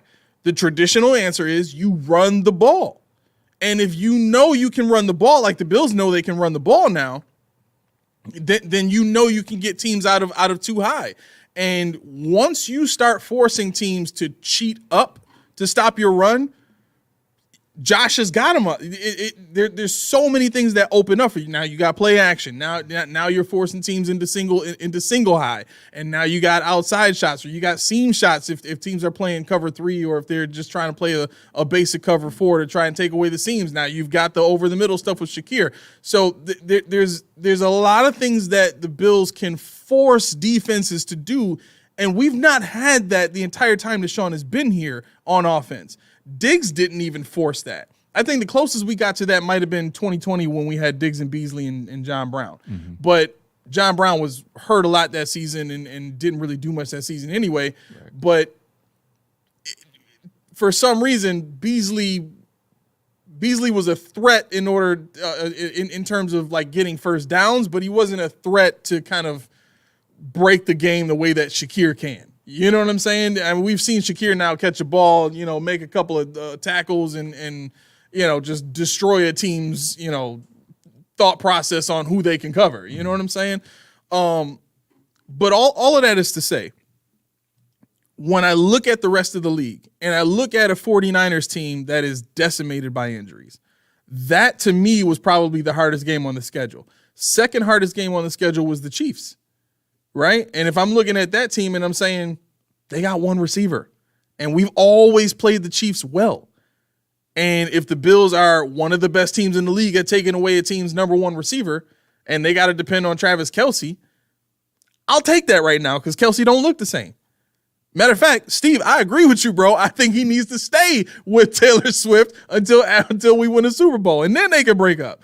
But I sure wish I knew what song of hers right now. I would sing it. I don't know any of her my songs. daughter knows all of them. She's a Swiftie. I was gonna say also to your point about too high. How do you beat it? You throw the ball where? Behind the line of scrimmage. Yeah. This team is 6th lowest average depth of target in the league. 6th lowest. So what's that tell you? You got to have safeties come up. We're number 1 in yak yardage. What's that tell you? That's a recipe for disaster. When you're 6th lowest in average depth of target and highest in yak, that means you're going to get the ball in almost a running situation, and you're going to run after the catch. Yeah. So that's a lot to think about. No, Roy, I don't. I mean, we'd have to pre-screen that. He says, "Can I come in and talk about my fantasies?" That's post podium after dark. That would be great. Post podium after dark. We just sit there and whisper the whole entire show like this. It's almost ASMR. God, my wife loves that stuff. Still? Huh? Still? Oh yeah. It's therapeutic for her. I keep trying to tell her to get back into doing it. Be like, so I'm gonna open this can of pop right now. Listen. Yeah. By the way, if you guys like ASMR, my wife has a YouTube channel. I think it's ASMR Kitty or Kitty Blue or something like that. BLU. It might be BLU. She'll put it in. She'll put it in the comments. Yeah. She'll put it in the comments. But anyway, what was I looking at? Oh, Laura said, "A setting you up. Got a free bench spot? Get a sub free agent." I know. Well, no, Laura's in that same league. She's trying to elbow you with the hoodie, trying to grab me. She's trying to grab Derwin James from Derwin James on the docket, baby. No, it sounds like she's trying to help you. She's trying to say if you got a bench spot, you can just put Derwin on the bench. Well, that's the problem. I don't have a bench spot. I mean, I got to look at who I have. Laura, I don't have my phone, so you can look at my squad and see my other safeties. I think it's a good one. Huh? I think I have a good safety behind. I think I have another good safety on the team, I believe. Well, you got to have two anyway in our league. Yeah, the leagues are too many. There are too many of them. I don't know the different rules. 7 is a bit of a stretch for me right now. It is. I'm doing okay. I'm getting old. And hockey's about to start and basketball. I'm screwed. Yeah, you in trouble, bro. I am in trouble. I wouldn't even touch hockey. I'm about to, man. Somehow I feel like hockey might be better than basketball, though. I'm usually like 4th in hockey, 3rd or 4th in hockey. Do you have to sub out players as much in hockey? Same as basketball, yep. Oh, 82 games. I'm doing it every day. I'm doing the same thing. No, I'm like Roy in those senses. Like I'm just muting all conversations about fantasy basketball and hockey. Go ahead and mute our text messages. I'm gonna send you some screenshots too. Roy said I got no warning to mute. LOL. You gotta be faster. Right. Sorry, dude. I'm sorry, go ahead. Locked Rain says, "Watch you don't pick him up and he balls out." No, he ain't. DeMar Hamlin. That's why I don't let people go. Melo's a demon when every time I turn around, Melly Mack has made a trade. Like what again? Yeah. Another pickup? Who's this guy? Yeah, he stayed getting transactions going. I don't think he's made a trade yet. I have to approve those. He got mad about that.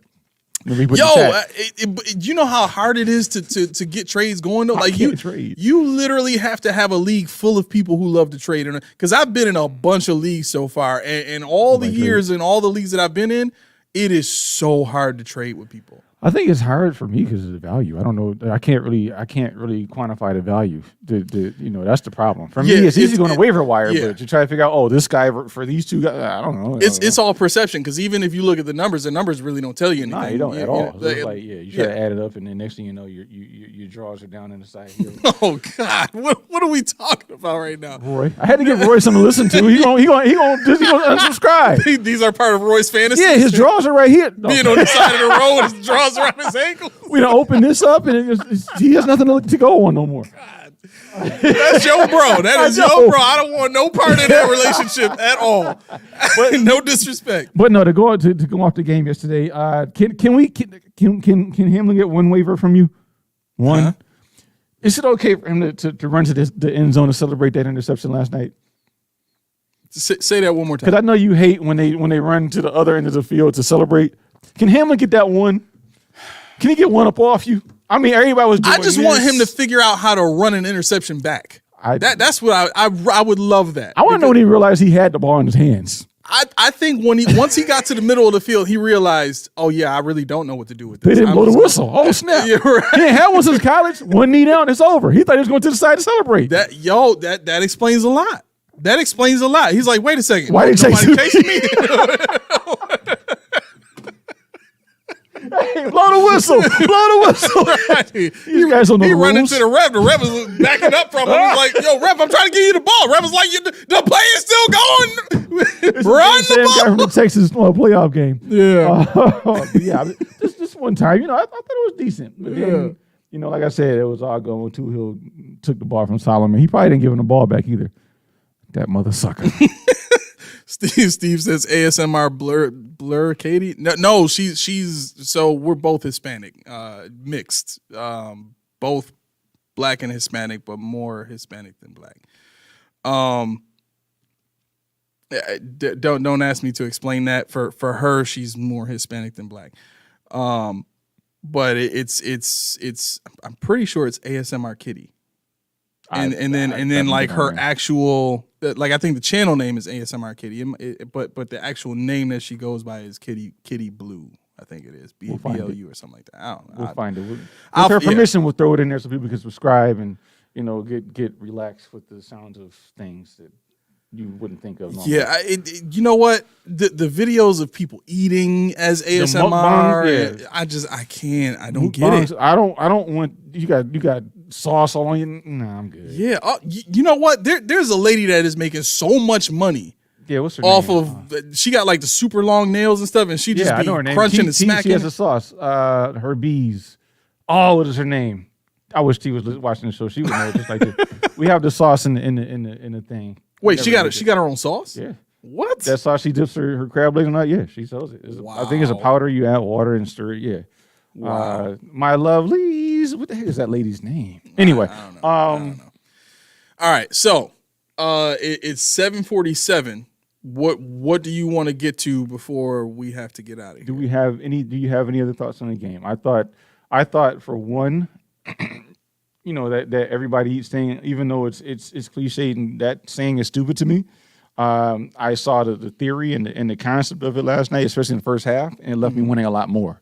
I think that also might be why I wasn't happy with the second half, because it looked like what the Dolphins do with Tyreek.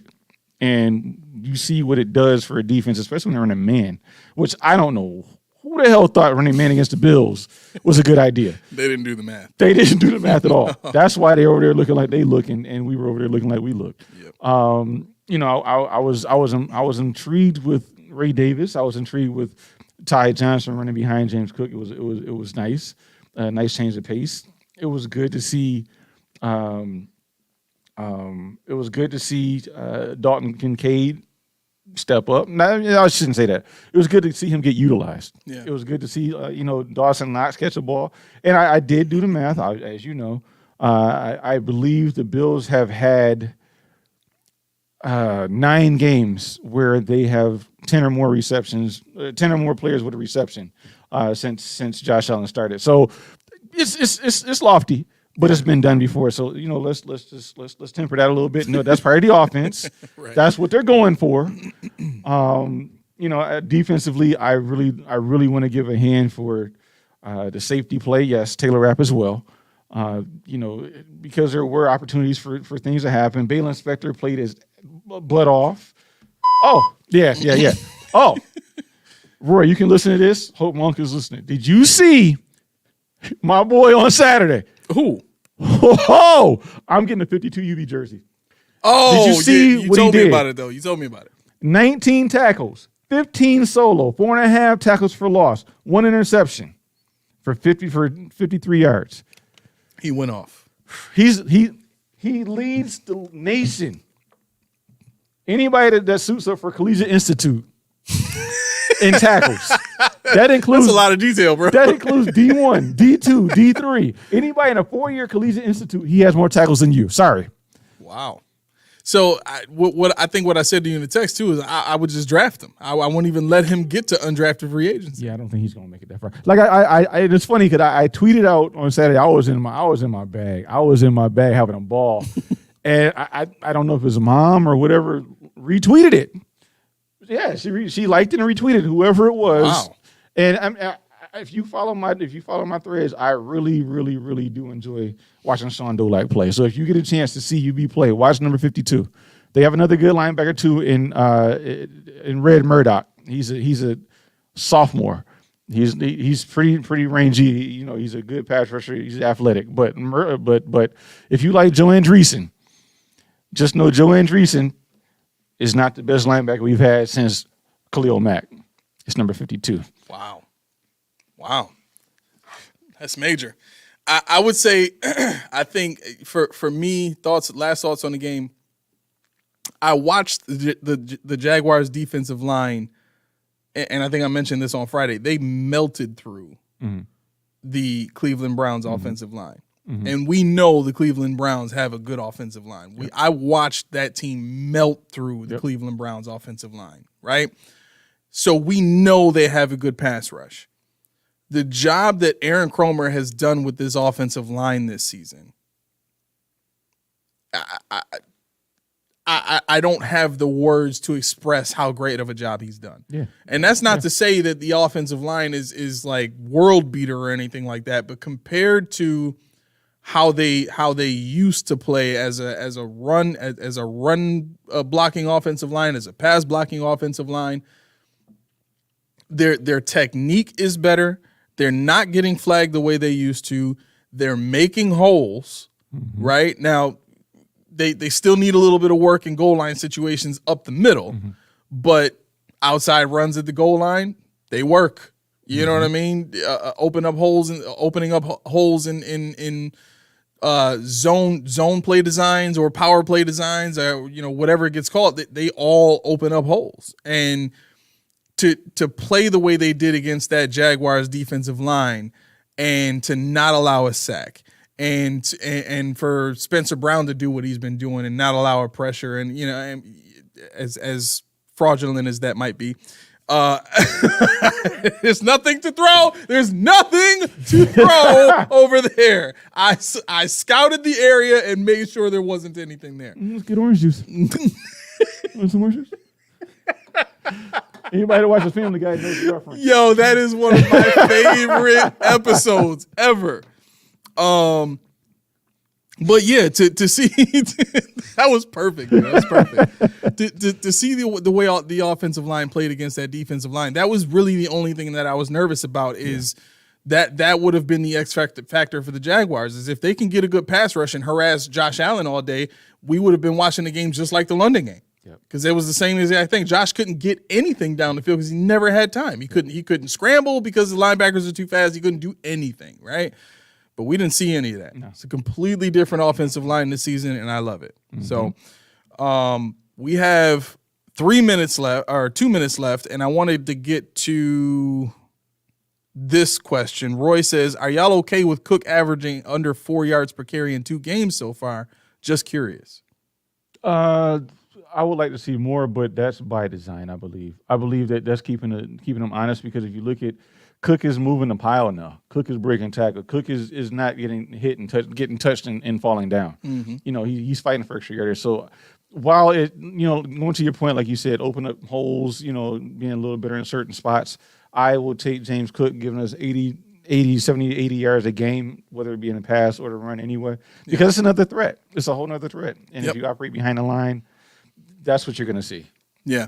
I think the teams that are going off for, 150, 130 yards and stuff like that, like if you look at the way those games play out, those running backs are either taking advantage of busted coverages, or those teams need that run game because they can't get anything going in the passing game because they don't have the kind of quarterback that we do. Right. So it doesn't worry me that he's getting that yards per carry average, because I like you said, it's more so about setting up the rest of the offense by the effectiveness of of the run. So if I can run for 3 yards consistently, and because I can do that now, I'm forcing you to have to deal with very short a third down and distance, and that also makes you start to cheat a little bit on the run. Well, now I got you. I think, I was going to say, we had Devin Singletary, and I know I pile on him, but Think about it. He was getting five yards of carry because people were like, whatever. We'll just take that. We can't let Josh beat us. When Cook is out there now, they're game planning for him. Yeah. They're like, we got to know. I mean, like you said before the game even played out, Alua Kuhn and Lloyd were fast, rangy, aggressive linebackers. This man went for 40 yards on the ground and another 40 in the air, 44, whatever he had in the air. So, I mean, that was all by design. That was all to keep their linebackers honest. That was all to make sure their eyes are always in the backfield. That was to set up the play action. Yeah. That's what that does. So, yeah, I think we won't see too many games where he is averaging, less than 4 a carry. But you're going to see games where it does happen. And those are the games where you're going to see games like yesterday where the defense just looks lost. Yeah. Yeah. All right. Any final thoughts with the last 5 minutes? No. I mean, we're going to do a show on Friday and talk about the Baltimore game. We're going to watch some film and you're going to do your Coach D's corner. Yes, sir. And yes, really sir. enlighten us on what we didn't see yesterday. Right. But yeah, no, I don't have anything else for today. Okay. Let me ask you this: the second half of the game, mm-hmm. we can kind of take that and throw that out because mm-hmm. obviously it means nothing. We weren't really trying to do much. On top of that, I could see the team or Sean or whoever saying, you know what, let's not put any more than we need to on tape. Let's just get it to the garage, mm-hmm. right? We still got a whole lot of season left to play. The killer instinct that we saw in the first half, in your mind, or your best guess or your best educated guess, whatever, do you think that that's something that the Bills will do against better quarterbacks like Lamar Jackson and C.J. Stroud? Do you think that they are going to start taking more of those chances against teams that actually pose a threat? I think they'll start off like that, but I think what the real test is when they get punched in the mouth, or when a bully doesn't fall down when you hit them. And they say, do it again. Yeah. I think that's going to be the test. It's not the fact to me that they're going to come out and call that their identity. But my thing is, what are you going to do? Is that your identity when you're opposed? That's what I'm looking for. I want to see that going forward. Yeah. Yeah. Locked Rain says we need that energy all 4 quarters, not 2. All right. Yeah. I mean, like I said, for me, this year, I think for me, more than anything else, I want Josh to win MVP. I think that, I'm not even thinking about Super Bowl until they make it to the AFC Championship game. That is the only time I will think about a Super Bowl, mm-hmm. right? So before all of that, though, I need Josh to get an MVP. I need his career to be validated. I do. And here's why, though. Here's why. In order for players in the league to be willing to come up under the kind of culture that we have in the building, because it's not easy to just come in here and get under. It takes a certain type of person. And I think that's part of the reason why you don't see guys like Malik Neighbors coming in and Marvin Harrison Jr. and all that, because it takes a certain type of person to come and buy into this culture, mm-hmm. right? And to be honest, I don't even okay. I don't even think Keon Coleman has bought into that culture yet, right? But he's doing what he's got to do to get on the field. I mean, you can tell. You can tell that. Yeah, it doesn't seem like this is his bread and butter. It doesn't. When you see him off the field and you see his interactions with media and stuff like that, it reminds me a lot of Marshawn Lynch. Mm-hmm. And that, to me, that's okay. Because I can tell you one thing. I think he's going to turn into Diggs. I could definitely see that. His mentality on his approach to studying the game and how great he wants to be, it's already Diggs-esque. Yeah, and that's where I'm at with it. You guys call Diggs a diva, whatever you want, but there's one thing you can't say. The guy had a work ethic out of this world. And Keon Coleman, whether you want to press the yellow jacket, want to press the cookies, want to press all these things, that's not what he's about. And he's told you that. So that when he stops doing that stuff, don't say what happened. He'll tell you again, that was never me. Right. That's just what it was at that day. Right. Laura says Josh deserves it for sure. He's 1 in a million, and we're so lucky he's a Bill. 100%. I did Locked Rain. I did hear his comments on MVP earlier today, but I was in the middle of a bunch of things. I don't remember exactly what it was, but I imagine it was something to the effect of MVP doesn't really mean anything right now. Yeah, That's usually what he said. He wants Super Bowl. Super Bowl. Yeah. And I mean, thoughts like that mean nothing because you're talking to a guy who's a Denver Nuggets fan. What do you know about the Denver Nuggets? We got Jokic. He's a 2-time regular season MVP and a 1-time NBA Finals MVP. Yeah, but he don't even care about championships. He don't give a damn about nothing but his horses. Right. He was mad. He want to see his family and his horses. Bro, he was mad he had to stay here for the parade. He thought he was going back to Sombor to race his horses. I got to be here a week? What you mean? I just gave y'all everything I had. I got to... Right. Hurry up. When did such things happen? Yeah, man. Yeah. All right. It's 8:00. We got to get you out of here. Right. How did you let us run over like that? It's okay. Unbelievable. Well, I mean, what you did forget was Ree's Tea. You forgot Ree's Tea. No, I didn't forget it.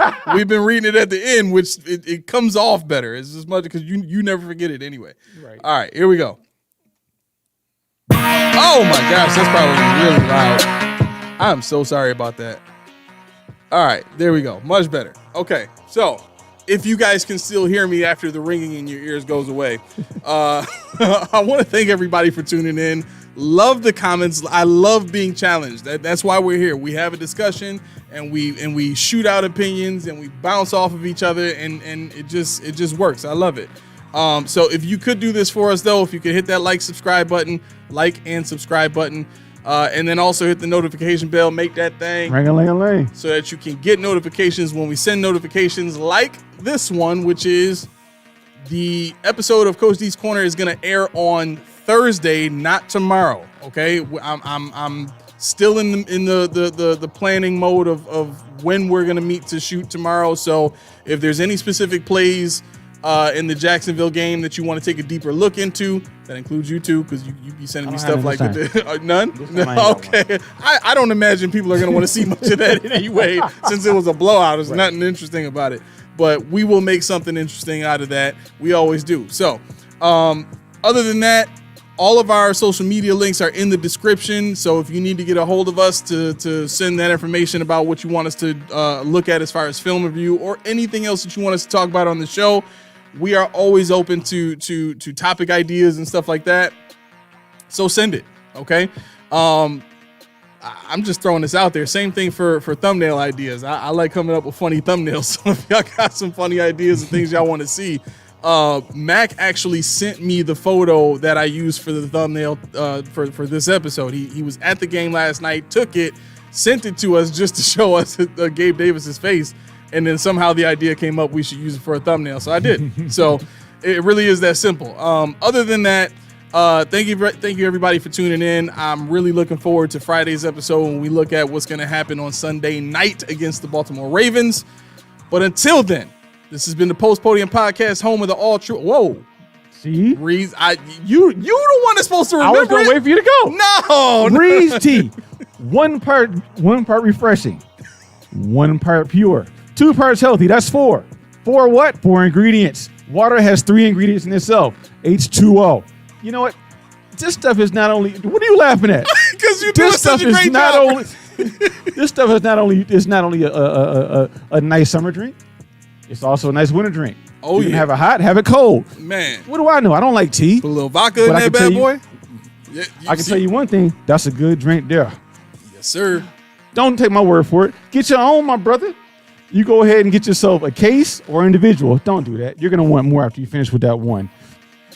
All I can tell you is drop yourself down in the comments and tell us where to find it. You want to know where to find this Ree's Tea? And also in the description, you will see where it says. Follow this link. Type in DO for DO Champions. You'll get 20% off your first order. Wait, no, that's not. You'll get 20% off your first order. I am paying the difference. Okay. You'll get 20% off your first order. All right? Official drink of DO Champions and Post Podium Podcast. We making real business decisions in here right now. That's right. My word is my bond. If you get this one order, I bet you won't drink. Listen, you're not drinking Nestea, Lipton, nothing else again. I challenge anybody. You know what? Matter of fact, real talk. I will buy anybody a case. I'll buy 2 cases of whatever tea you like if you drink this tea and you say it's not the best tea you've ever tasted. Hands down. You know what? Hands That's even down. better. Huh? I stand behind it. No doubt. I No stand behind doubt. it. That's how I feel about it. I also stand behind my gas filler because I got to get it out of here. No doubt. All right, so this has been the Post Podium Podcast, home of the All Truth, No Sodium Takes. I have been your co-host, Aramis, 40 keys. and we out of this. Deuces. Peace.